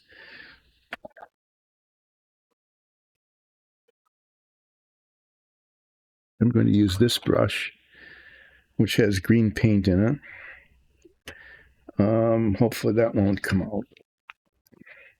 I've been trying to clean that brush for some time now.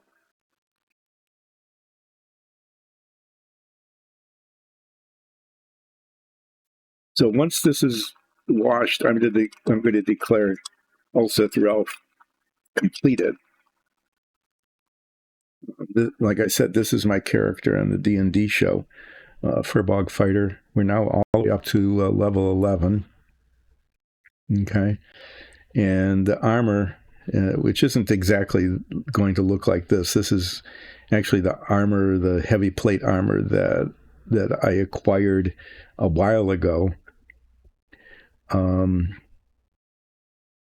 But I've dressed it up to look like what I imagine the Order of Remard or the armor of Remarden would look like. Remarden was an ancient, hundreds of years ago, ancient hero of the Tashiranoon group. There were three of them who founded it. Well, Tashir was one of the three.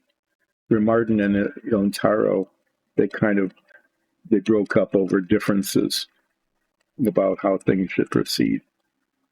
You know how that goes, right? So there's that.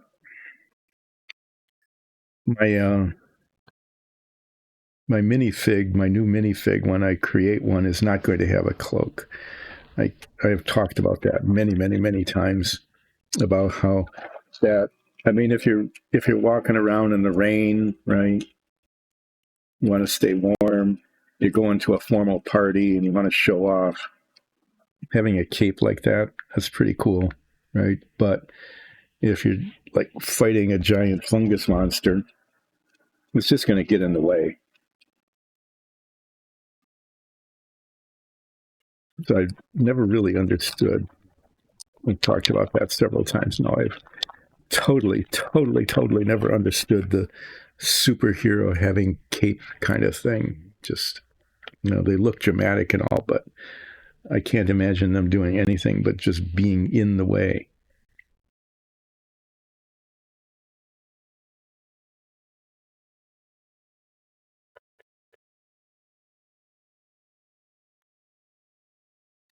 But this one has a cape, so there.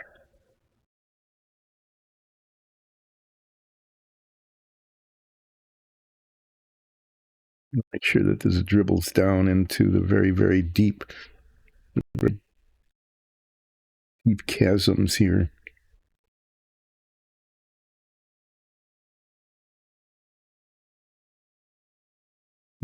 Grain.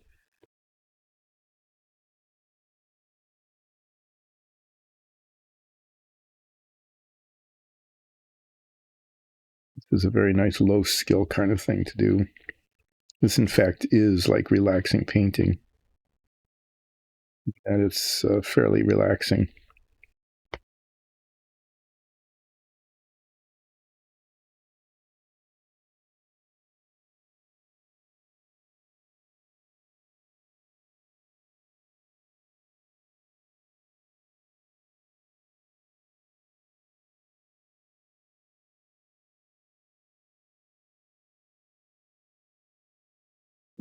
Entirely relaxing. It's sort of, it's not terribly not relaxing.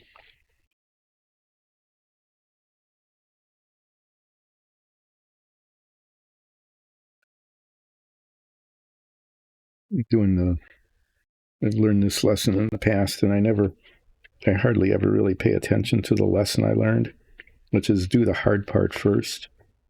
This is the hard part because you can't really reach it because of the cape, right? Which is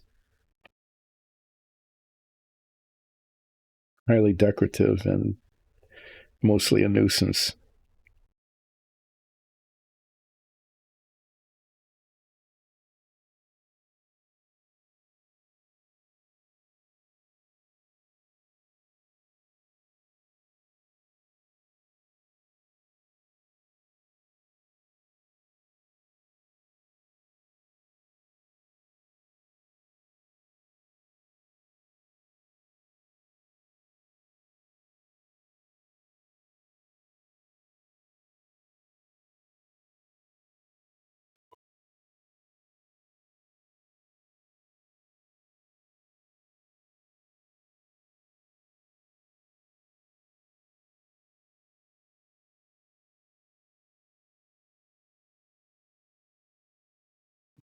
Some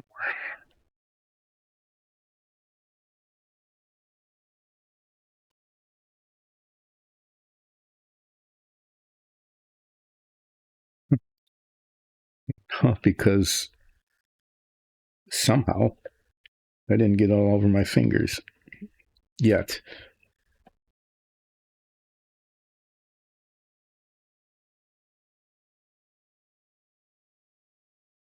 The thing I do with some frequency is,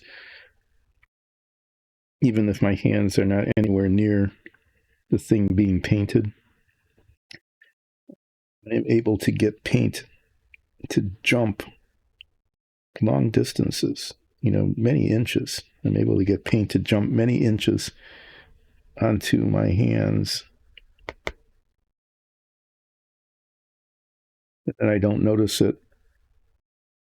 And then I touch something and then I go, well, this model looks like it's really almost done. This looks really good. And then I turn it and I see that what has happened is that the paint that has jumped many inches onto my hand has now gotten onto the model. And it requires sometimes significant touching up.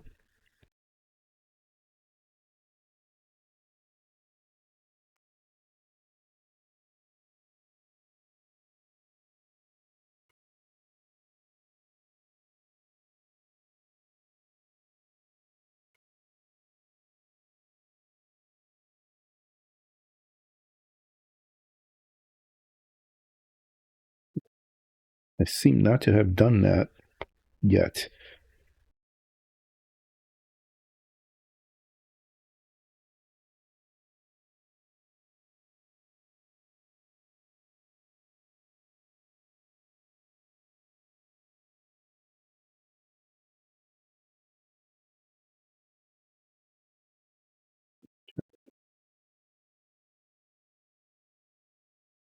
Into the crevices there. I'm probably going to do that by taking like a huge puddle of it, and just way too much on the brush, and putting it on there and hoping that gravity will suck it down into the hole.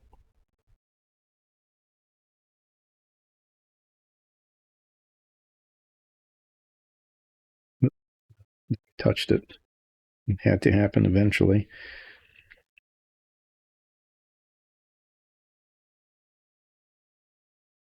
It's actually pretty frequently a little finger like that, because I have a tendency to use my little fingers to brace the work and to lean it up against stuff I'm painting, to hold it in place, and that results in my finger getting into the paint sometimes. Yeah, this is looking like old oak. It's pretty. I think it's coming along okay. Let's see if there are places I've missed that I can actually get the brush into.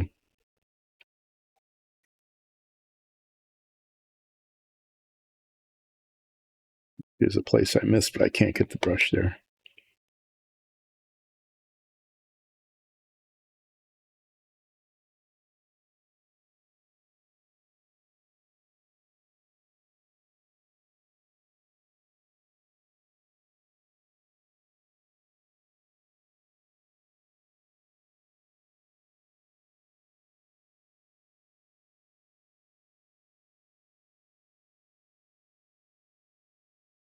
You can see how nice and dark this is compared to the base coat.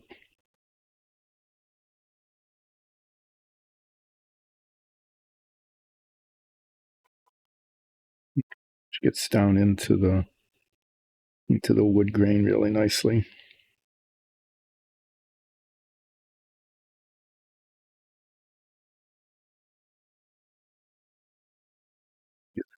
It's definitely better than it was without the wash.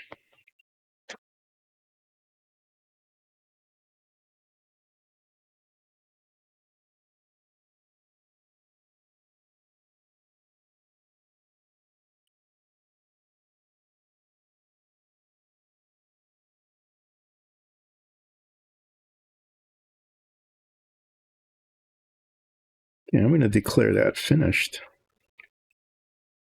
You know, if Nicole had done this, it would look much better in many ways. Okay, but she's an artist, a real artist, and I'm not. I am good at paint by numbers, pretty much. Really, is what I'm good at.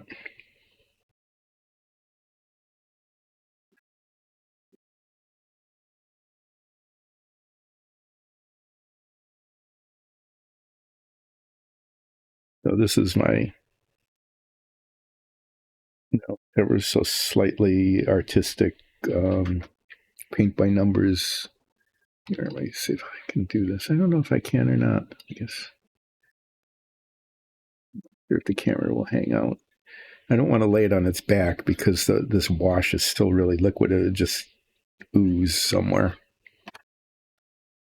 It would leak, it would move. It would just go away. It would go somewhere that it shouldn't. I don't want that to happen. So there.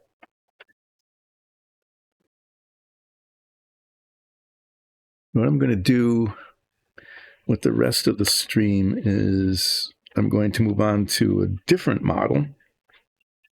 I'm going to go on and onto the Apollo command module. And I'm going to experiment some with the applique. They're going to be stickers, really, but applique of the instrument panel. It's supposed to make it look more realistic than the model itself. But first, I'm going to stretch a little bit, have a cup of coffee, and I'm going to take a very short break.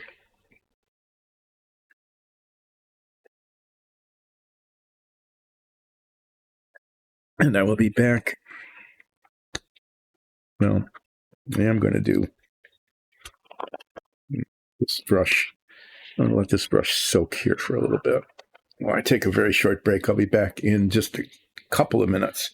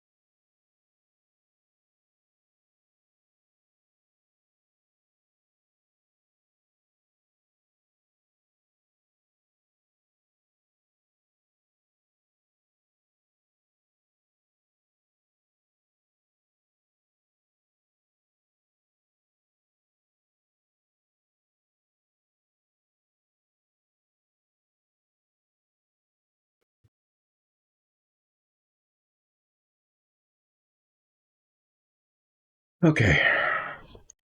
Sometimes one needs to do what one needs to do, right? So I did. Okay, I'm going to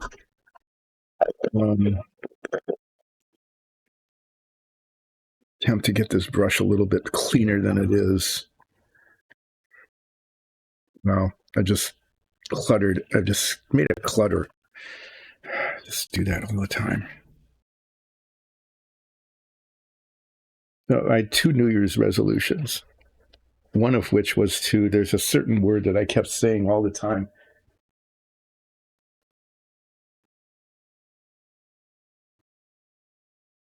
Which was not the same as the Knights Who Say Knee, but it was a similar sort of thing. I would just say this word all the time, and I didn't want to. So my resolution was to not, and I've only said it like once or twice since the beginning of the year, so that's good. The other was to keep my work area clean. There's lots of reasons why one would want to keep their work area clean. One of which is that you can actually get work done because you can get to it. And I've been mostly failing at that, to be honest. Mostly failing at keeping my work area clean. What happened here? There.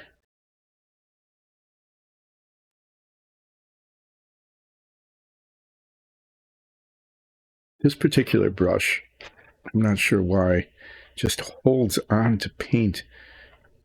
I mean, it works really well for like dry brushing because it has fairly long kind of stiff bristles. I found that it works to the extent that I can do dry brushing at all, which is limited. But just look at what's coming off of the brush. There's even like green paint from what I was dry brushing on Monday.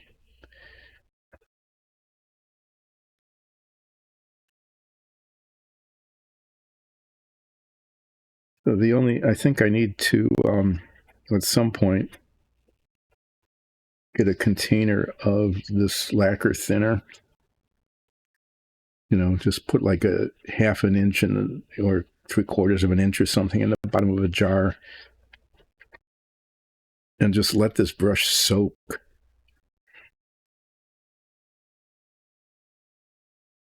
So that the pigments are released, and you can still see that the tip of the brush is still green, which is not the color of the bristles, but it just isn't coming out. Most of the other brushes, they work fine as brushes, and with acrylic paints, it can clean them up with water and sometimes a little isopropyl alcohol. But this brush just doesn't let go.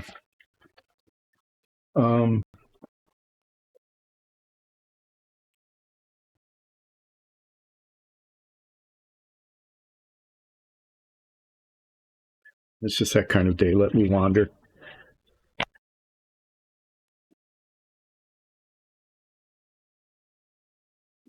Back this off a little bit and get the other box out.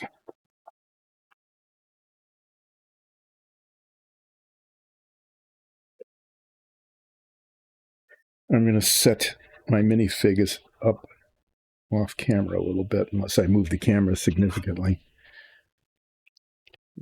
There we go. Yeah, that's really fancy work there by my camera person. And this is still holding.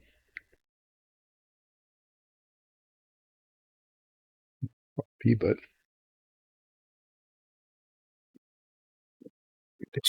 that's the adhesive I have to use on mirrors. Okay, so what I have here is the command module for the Apollo. It's in pieces. And the instrument panel, okay, as you can see, it's painted the appropriate color of blue, has some embossing on it for what the instruments are, but those don't match the actual instrument panel. And it's so light that any effort to paint that would have been, at least at my skill level, just impossible. There's no way I could do that. So what I'm attempting to do is I found pictures of the real instrument panel and reduced them in size so that they more or come close to matching. Okay, like that. And then printed it on sticker paper. And what will happen is they will be stuck on like that. And then when the model is assembled, it will look like it's got an instrument panel. And this particular set of pictures is good because it's got the main one here. It's got the side ones that go like here, okay? These bits that wrap around here like that. And this part here that goes on here. Okay, and that goes on to here. So if I can get this to work, put these in their seats so that they don't keep flopping all over the place. If I can get this to work, it will look a lot more authentic than it would if I just cemented this together.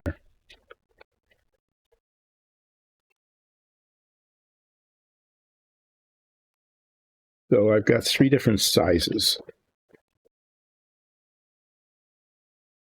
I've got the original size, one click up on the not on the software I was using to produce it, and one click down. And my task here is to get the one that's the correct size.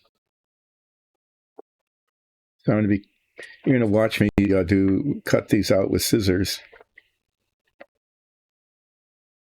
I'm going to start with the main panel, and the other panels. I can't say that like if +1 works best on the main panel, it might not be the best on the side panels or the center. I'm not sure. So this is going to be like watching an episode of Romper Room or something, right?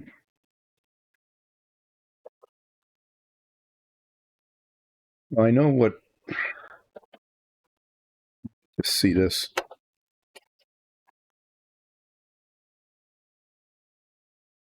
Nicely I cut this out.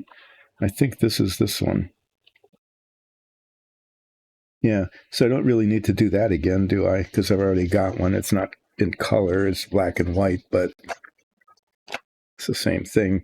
And I'm pretty sure, that the -1 is just too small. So I'm going to cut out the +1 here and see how that fits. And get these practically surgical scissors. Here, let me just see if I can keep it on camera. You can watch me cut out little pieces of paper here.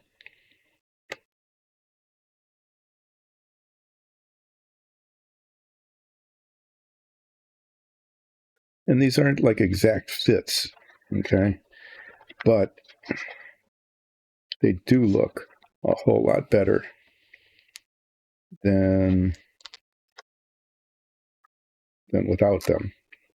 Now, I have to say that, and this is that I was at this point 2 full models ago. Okay. I mean, I was at this, I could have been doing this 2 models ago since I first printed that out and tested it. I completed a Savoia S21 Porco Rosso's plane, which I think came out at least an A- in terms of quality. It was the best of the ones I've done so far, and have gotten almost completed the Lotus-Ford.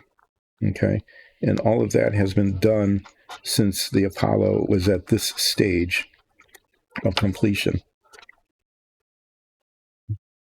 which I think is not something to be proud of particularly. It's just, I got the adhesive sticky paper, the label paper. I had that.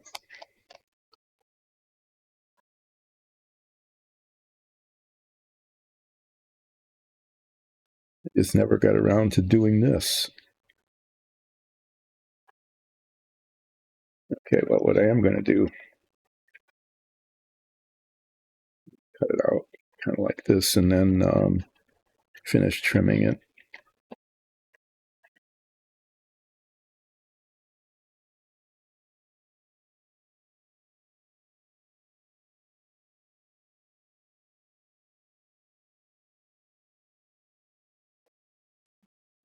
Make it easier.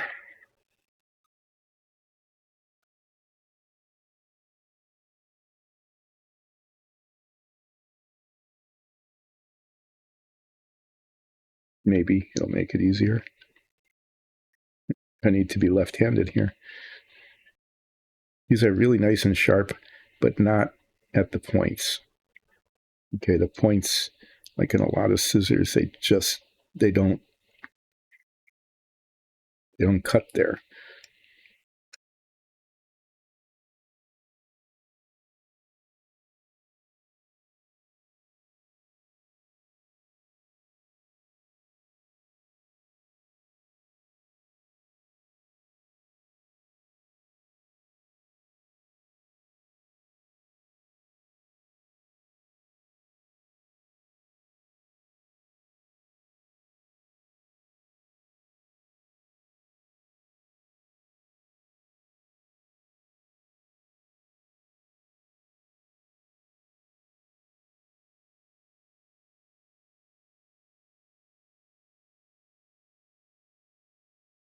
I don't know what happened here. They all have that same flaw. I have to go back to the original. I don't know.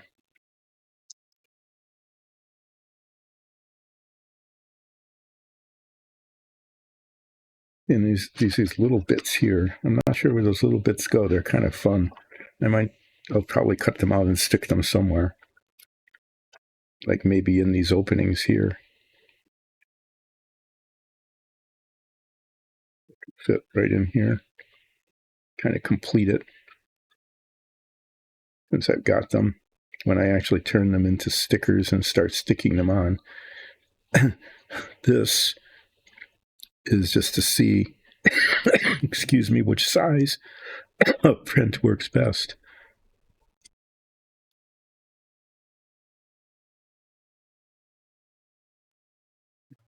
Camera, huh? I have to keep looking up to do that because I frequently get off camera. Sort of wander off, doing this thing, not paying attention, and next thing you know, I'm not on camera and I'm talking about doing something. That's usually when I'm actually talking about what I'm doing, and no one can see it because it's not on camera. Okay, now I've got little bits of paper all over the place too. Wonder how much bigger this is than the other one.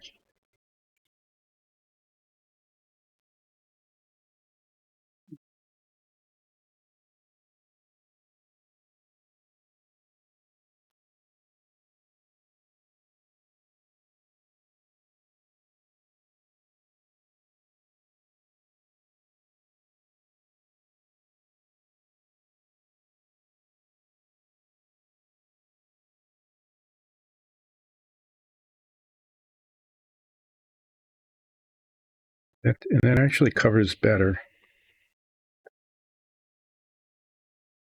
I can slide it down like that. It covers a little bit on. Okay, this is definitely the size I need to use. It's not perfect. It kind of extends along the bottom there, but I'll have to see whether that needs to be trimmed off or not. I don't know. It might not need to be trimmed off. What's most important is covering this little gap down at the bottom here, around the top. So it isn't perfect, but it is going to be way better, way better than not having it on here at all. Yep, that's it. So I'm going to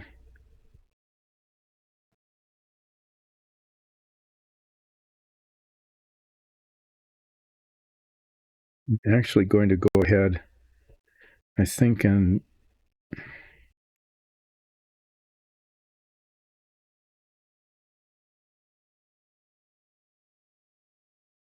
why not?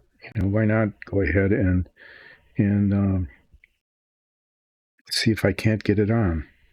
I mean, not get it on. Just see if I can't get one of the stickers and get it in. And again, it's a matter of making sure that it's in the right spot. So I'm going to have to apply it like this. I want this line right here to match this here. So it's going to have to go on like this, start there, and then work its way up. I don't know how sticky the sticky is on the sticky paper. Hopefully it will give me some opportunity to maneuver it to make sure that it's on right. Otherwise, I'll have to peel it off. I printed 4 of them in anticipation of there being issues.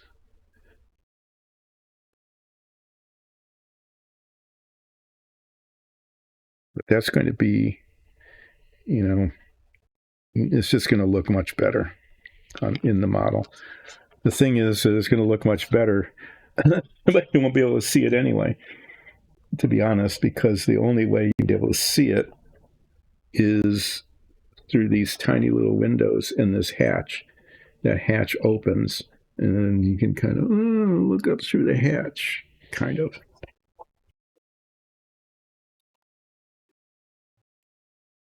I'm going to set this whole box aside. I don't want to drop it. And it's teetering here. Teetering.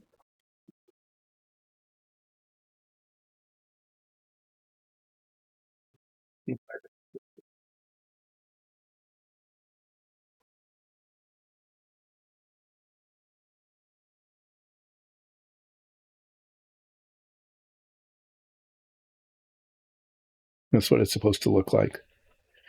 Yeah. Oh, those little bits. Yeah. See these little bits here? Little bits there and there. They go up here. They fill in these little gaps here and here. Huh. It's kind of interesting. But that's how it's supposed to look when it's all together, is that this is the center part. And then these bits here kind of wrap around the side. And then these little tiny bits go up here. And then there's a center section that goes right down here. This is what it looks like on sticky paper.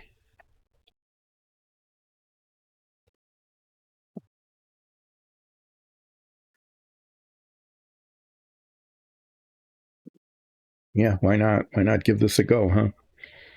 And if it goes badly, I can peel it off, and I've got, like I said, I made 4 sets, and I can always print more if I need to.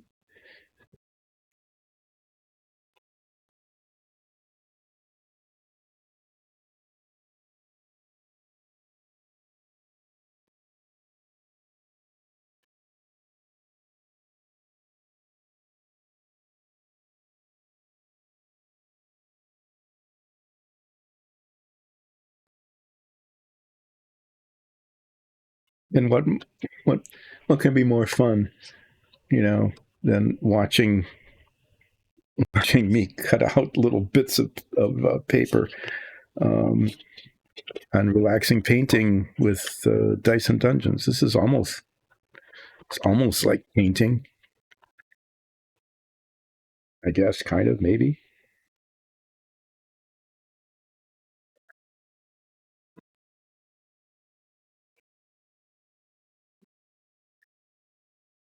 As I was saying, actually, this is something that could have been done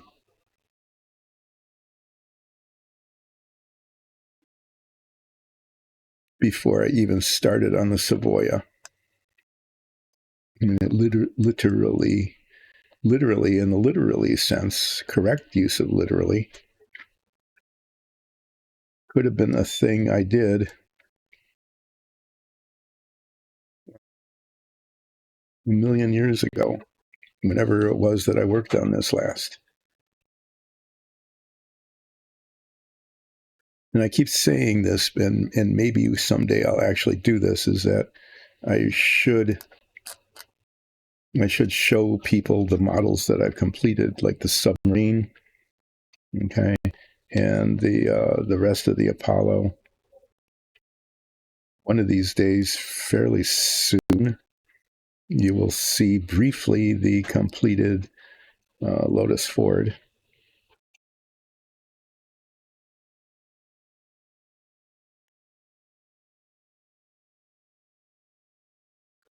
Got it out of there. Trim all the edges here.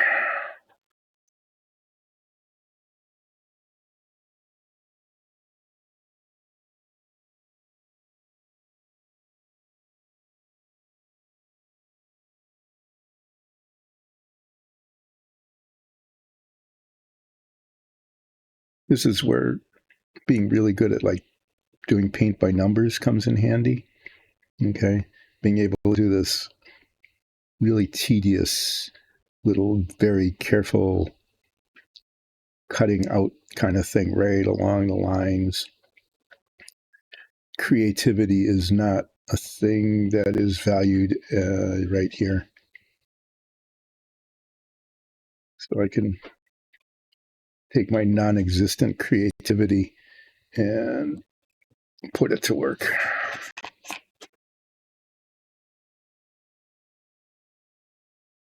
Whereas, painting a minifig like the gigantic version of Ulseth Ralph that's sitting over there waiting for the wash to dry on its base, that would require like creativity and artistic skill and stuff. But this is right up my alley. That's kind of a weird phrase, isn't it? Right up my alley. I don't know where that came from. I could go back and talk about the Mr. Ed theme. So my initial rant on the Mr. Ed theme was something I did many months ago when I was just kind of ridiculing it for its bad rhyme. When essentially it just is a horse is a horse, of course, and no one can talk to a horse, of course, that is, of course, unless the horse is the famous Mr. Ed.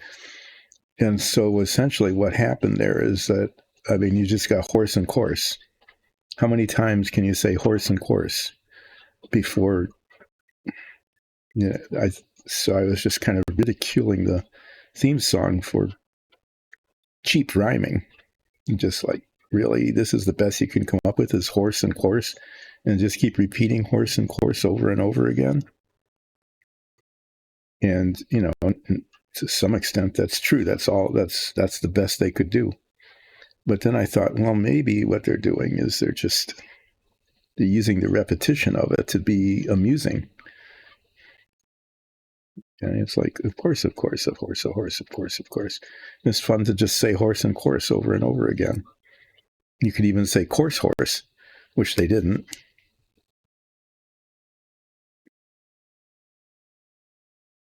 And no one can talk to a horse, of course. Which led me, though, on Monday to start talking about where does of course come from? Because there's the course, and in fact, the second stanza of that main thing, which actually has more rhyming words in it. Go right to the source and ask the horse. He'll give you the answer that you'll endorse. You're always on a steady course. Talk to Mr. Ed. Okay. So you've got source, endorse, horse, but course is used in a totally different way now. Okay. In its typical way. You're always on a steady course. Course meaning, the desired direction, your intended direction. It's actually used that way. But I was wondering, when you're thinking about it, of course, when you put of in front of course, it changes the meaning of the word from the intended direction to with certainty. No one can talk to a horse, of course not, which means with great certainty you can't. So my speculation, I started ranting about, rambling, not ranting. I was rambling about how did the word course change its meaning.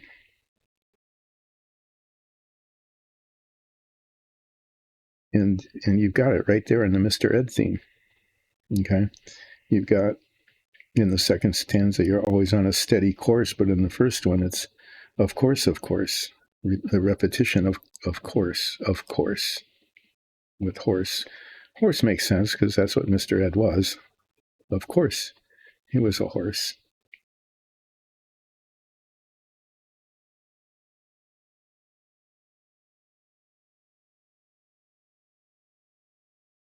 But then, the theme song became, I think even more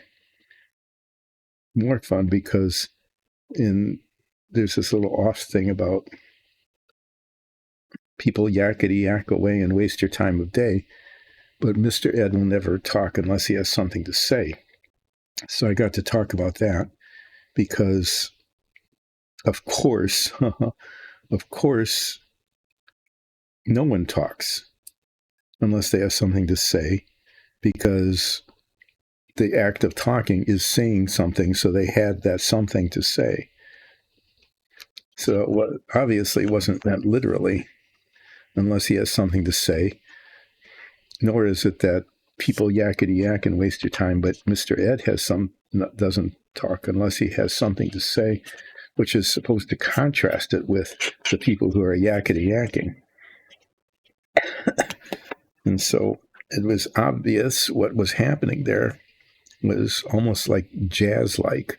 It's the word not said. It was the word not said that's important.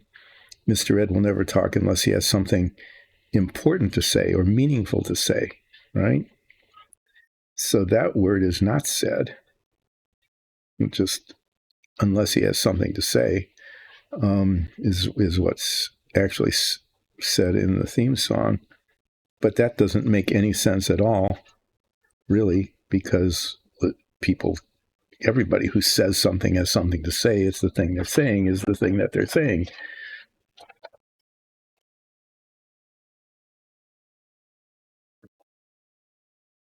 I'm going to separate the sticky part from the paper. And of course, I'm saying this over and over now. I'm stuck on the of courseness of it all.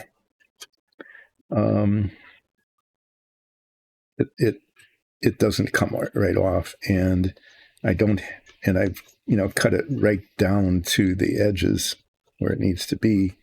So there's no give here. There's no place I can just grab onto it really and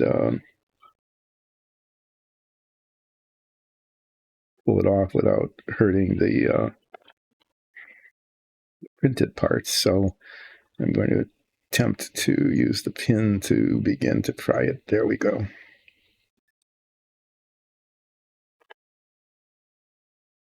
Now, this is the tricky part.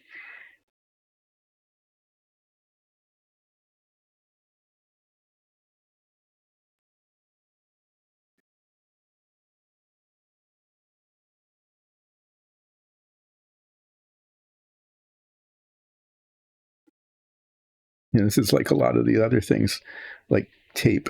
Okay, it sticks to where you don't want it, and not to where you do.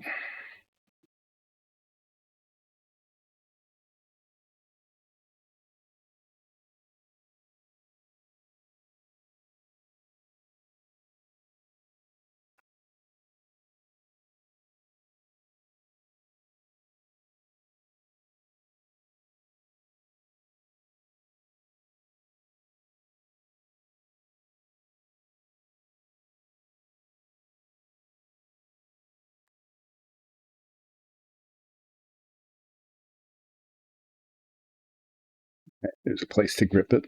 I was looking for a place to grip it.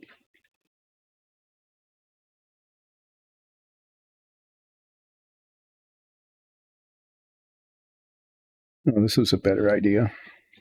Maybe.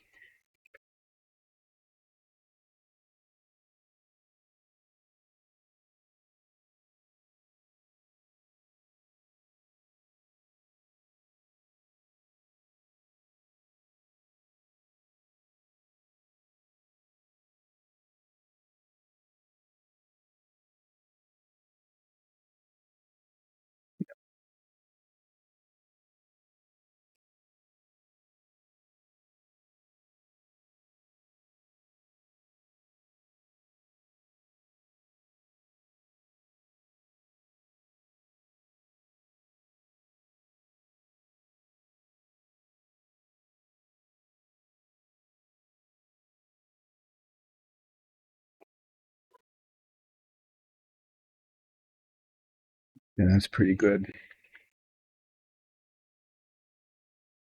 Yeah.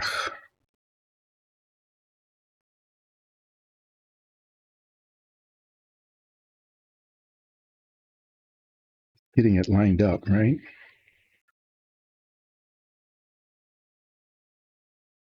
You would come off. Yes. Okay, let's take it off. Let's try this again.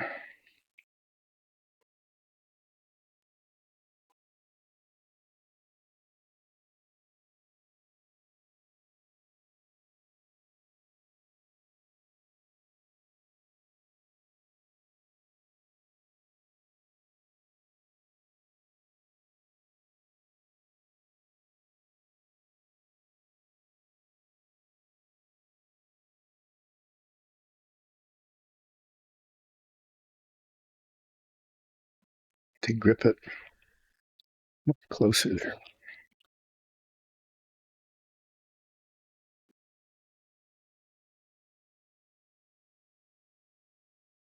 Yeah, I'm trying to get this perfect enough, but it doesn't matter. That's the thing, is it doesn't really matter. I had it just right, and then I pulled it away.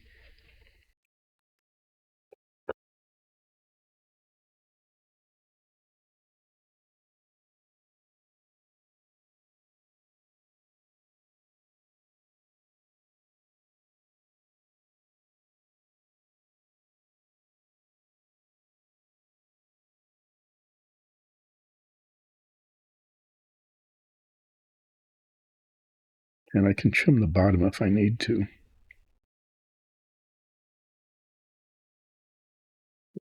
Cover the top is okay. These edges aren't going to matter that much, but this is important. Okay. So I'm going to say that's not bad. I'm going to take these little bits, which are not supposed to go here, but they're going to, just to fill the space.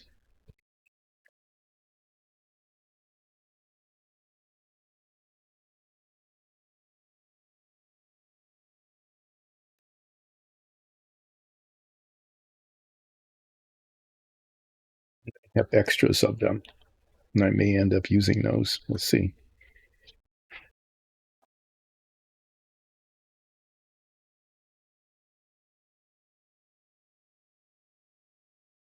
This is like the little decals that I was attaching to the race car on Monday. Really tiny.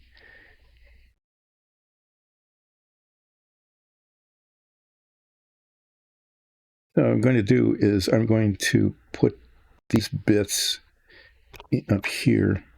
It's not authentic, but it fills the space. And I've got bunches of these on the other sizes, so I'll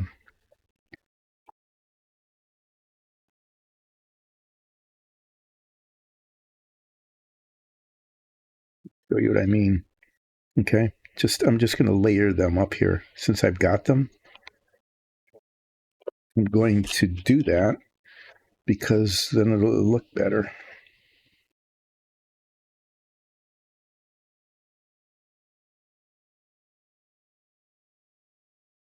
And I've got a few minutes to do this, so I'm just going to do this for a little bit.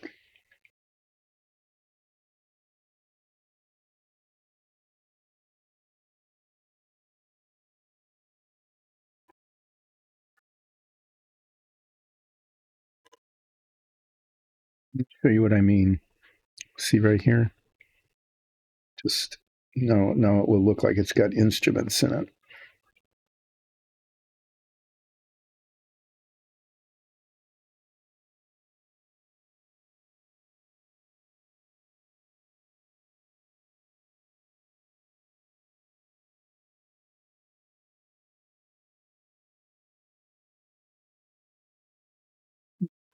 Get a couple more of those. I got some here, so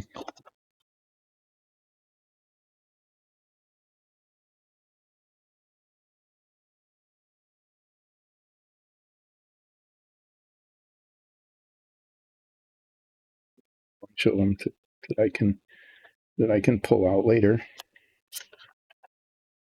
to fill the space. So I'm just going to keep doing this.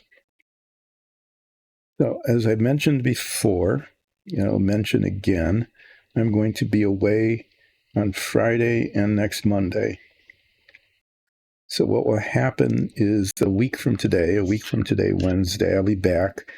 And what I'll be doing when I get back is on the Lotus-Ford. The next step will be to put the sponsorship decals on. And those are gigantic decals that go on the side of the car, and they need to be in exactly the right place. Okay. They need to be located in exactly the right place and symmetric on both sides and not interfering with anything else like the windshield or the rear suspension parts. So I'll be doing that. And then I will, assuming that goes okay.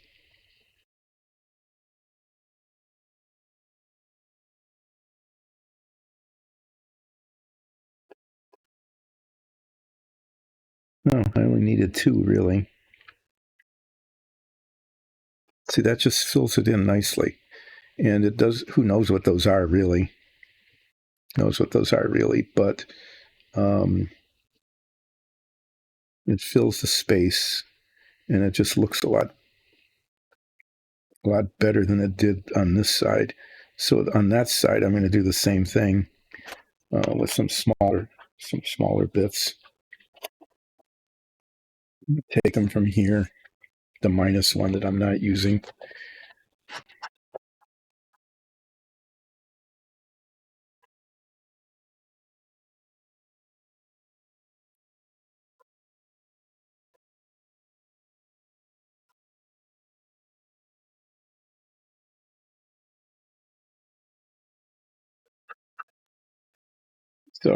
So on a week from today, when I get back from my time away, I'll be starting with the Lotus-Ford and be attaching the sponsorship decals. Once those are on, that will be a step forward. It'll look more complete. And then I will move on to the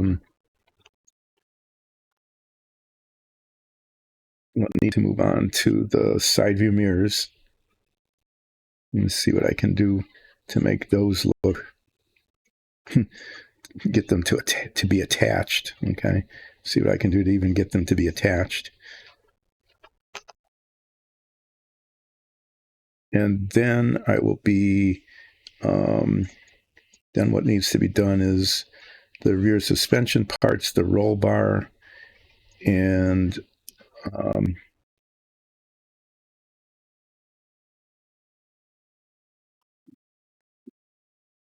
big this needs to be. I don't want it too big. I want it to fit the spot.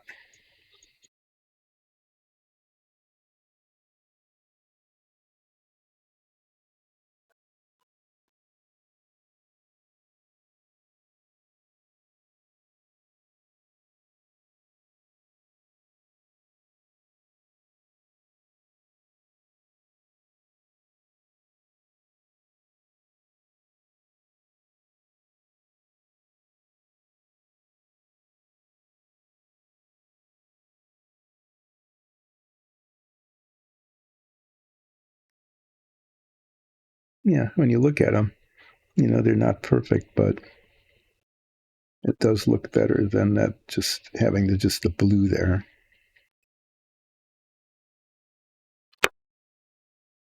This one is a little harder because the gap was bigger, but there. This will be a good way to finish up today, is to actually have this instrument panel be done. I mean, just and ready to test fit and install, and then I can begin to try to figure out how to get the rest of them on.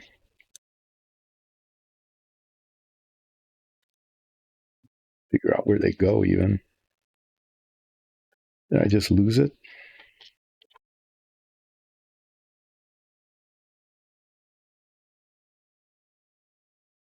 There it is.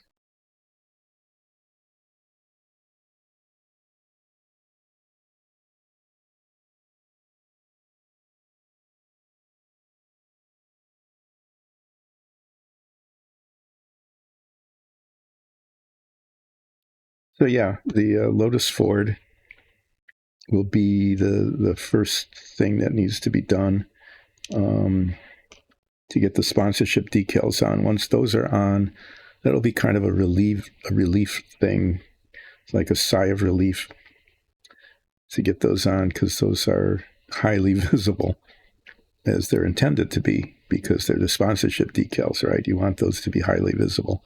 And then it's then some really tetchy, tunny, just little bits of things like the side view mirrors and the covers for the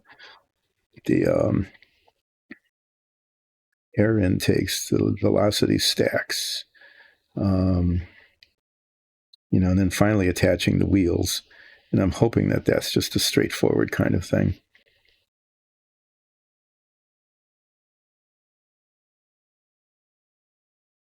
And then I'll declare it finished, and I'll declare it a B+. I think it's coming out as a B+. Parts of it are A-. I did a really nice job with like the instrument panel, the dashboard. That came out, I think, really well. Fixing the seats so that it was historically accurate, because the one that came with the model was definitely not. And this other one came apart. The first one came apart so quickly and easily, and this one just won't come off the adhesive.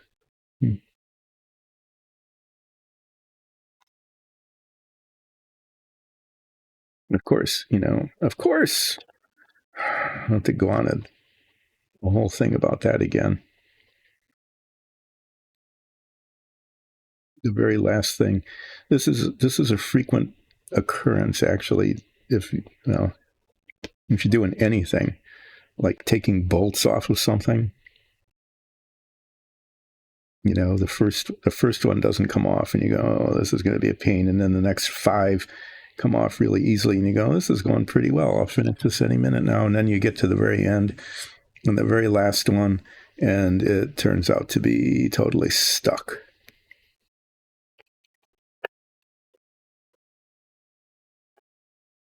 So yeah, those are the things that can kind of happen to you as you're doing this.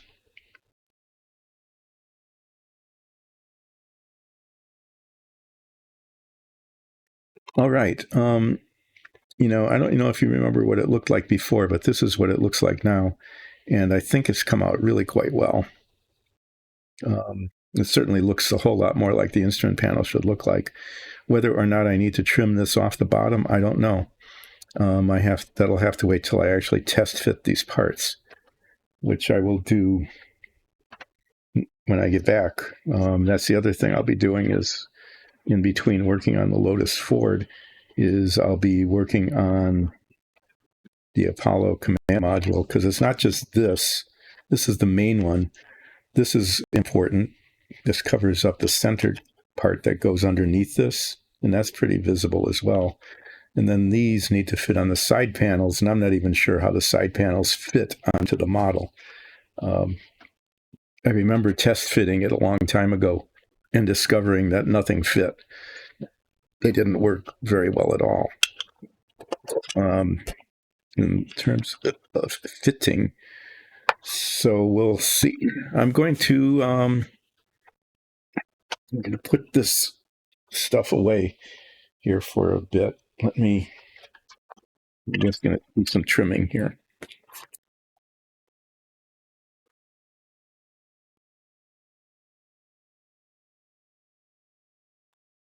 These need to fit in the box.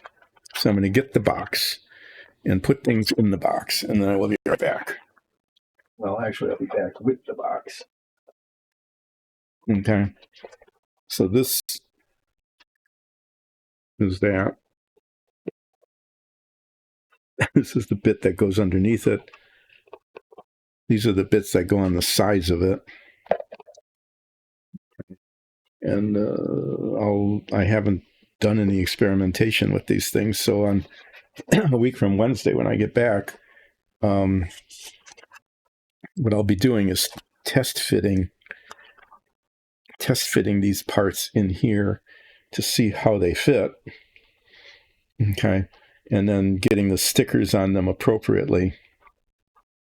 And then making a decision about whether I need to trim the bottom of that or not.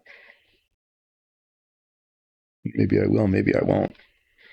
But these are stickers. This is the set that I'm using at the moment. Put all of this in this box and close it so it's dust free.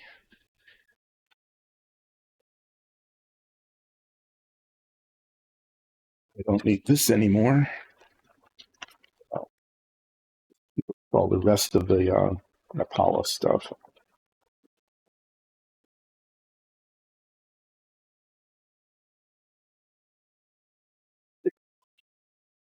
Go out of the way. Whoa, dirt. Not dirt, debris. I've got debris here.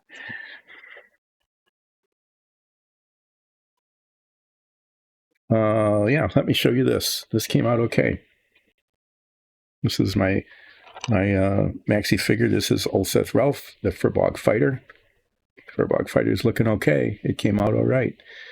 I think it looks decent. Not as good as Nicole would have done it, but as good as I could do it. I think the armor came out pretty well without excessive embellishment. Okay. The rivets being silvered and the buckle and that kind of thing. Nicole's idea of painting some of these panels, this bright, shiny, dark green, I think worked really well. I think that looks pretty decent. The base came out all right. Yeah, so this is done too. I managed to get this done by just using time in between when I was avoiding working on the Lotus-Ford. So there, that's just fine. I can, oh yeah, that's right. All of that's under here. I can set it down. I'm going to set it down and let you see it from the front there. That's Ulseth Ralph, my Furbog Fighter, who will appear with some frequency in our Dungeons and Dragons show. So watch that. I'm going to set it just outside the debris field here.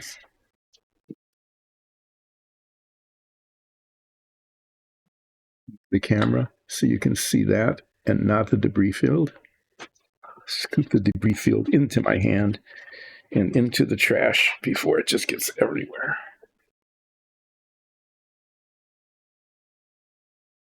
Okay, so there's that. I'm going to take a chance, lift up this box, show you the status of the car, which is coming along pretty well. Okay, I just need to get the side view mirrors on somehow. The decals, the sponsorship decals go along either side here.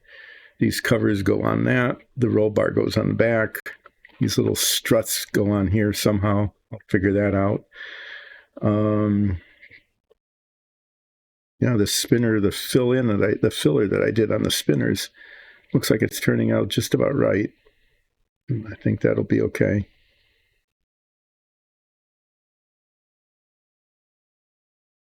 Let's see what they look like when they're primed. This looks like it's almost done. And compared to what it was when it was just a whole pile of chromed pieces sitting in a box, it is almost done. But compared to how much time it'll take yet to do this, it would be disappointingly a lot of time. You'll be disappointed with how much additional time it's going to take to finish this. I'm just warning you ahead of time because I just know that's how it's going to be. But I think for the most part, it's coming out okay. Okay, not too bad. I'll show you more detail about some of the things I did to make it more historically accurate next week when I get back. So thanks, everybody, for joining in. I will be back a week from today. I'll be gone Friday and Monday, but I'll be back a week from today making more progress, hopefully, maybe some even fairly rapid progress. You never know, on the Lotus-Ford. Continuing to work on the control panels for the Apollo model, and maybe even, I don't know, moving back and forth between the Apollo and the race car. I might get both of those done. I don't think I'm not going to get them done by the Labor Day. I will get them done shortly after. By the end of, I was hoping to have it done by the end of August. It's not going to happen. I will hopefully now want to have them done by the end of September, and then I will move on. And then I will move on to the next one, which is going to be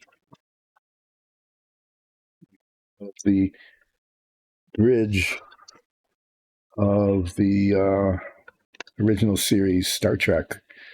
Okay. And unlike the Lotus-Ford, I won't be destroying value.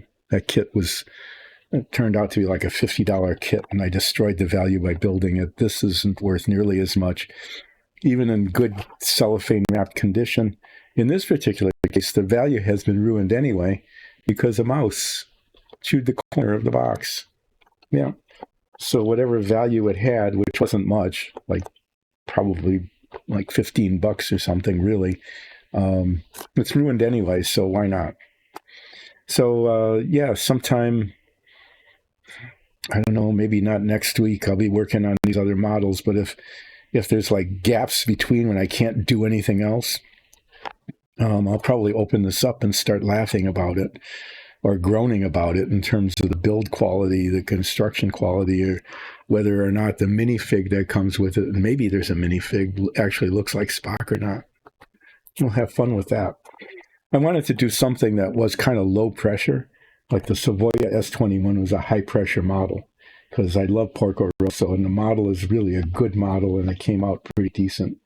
And I really wanted to get the race car nice too, because it's a nostalgia thing for me. This one is just going to be fun, so it might actually be relaxing, and there will be a fair amount of painting too. Thanks, everybody. I will see you a week from today with relaxing painting and unrelaxing cementing and not very relaxing parts fitting with Dyson Dungeons. Watch our D&D show. Okay, catch it on YouTube. Catch it on with a live chat on Twitch. You can even listen to it as a podcast. You can do that. And keep joining in here. You never know. Things might actually get done and they might work. Or there might be a big oops, in which case it might be, funny or sad. Thanks anyway. See you a week from today. Take care.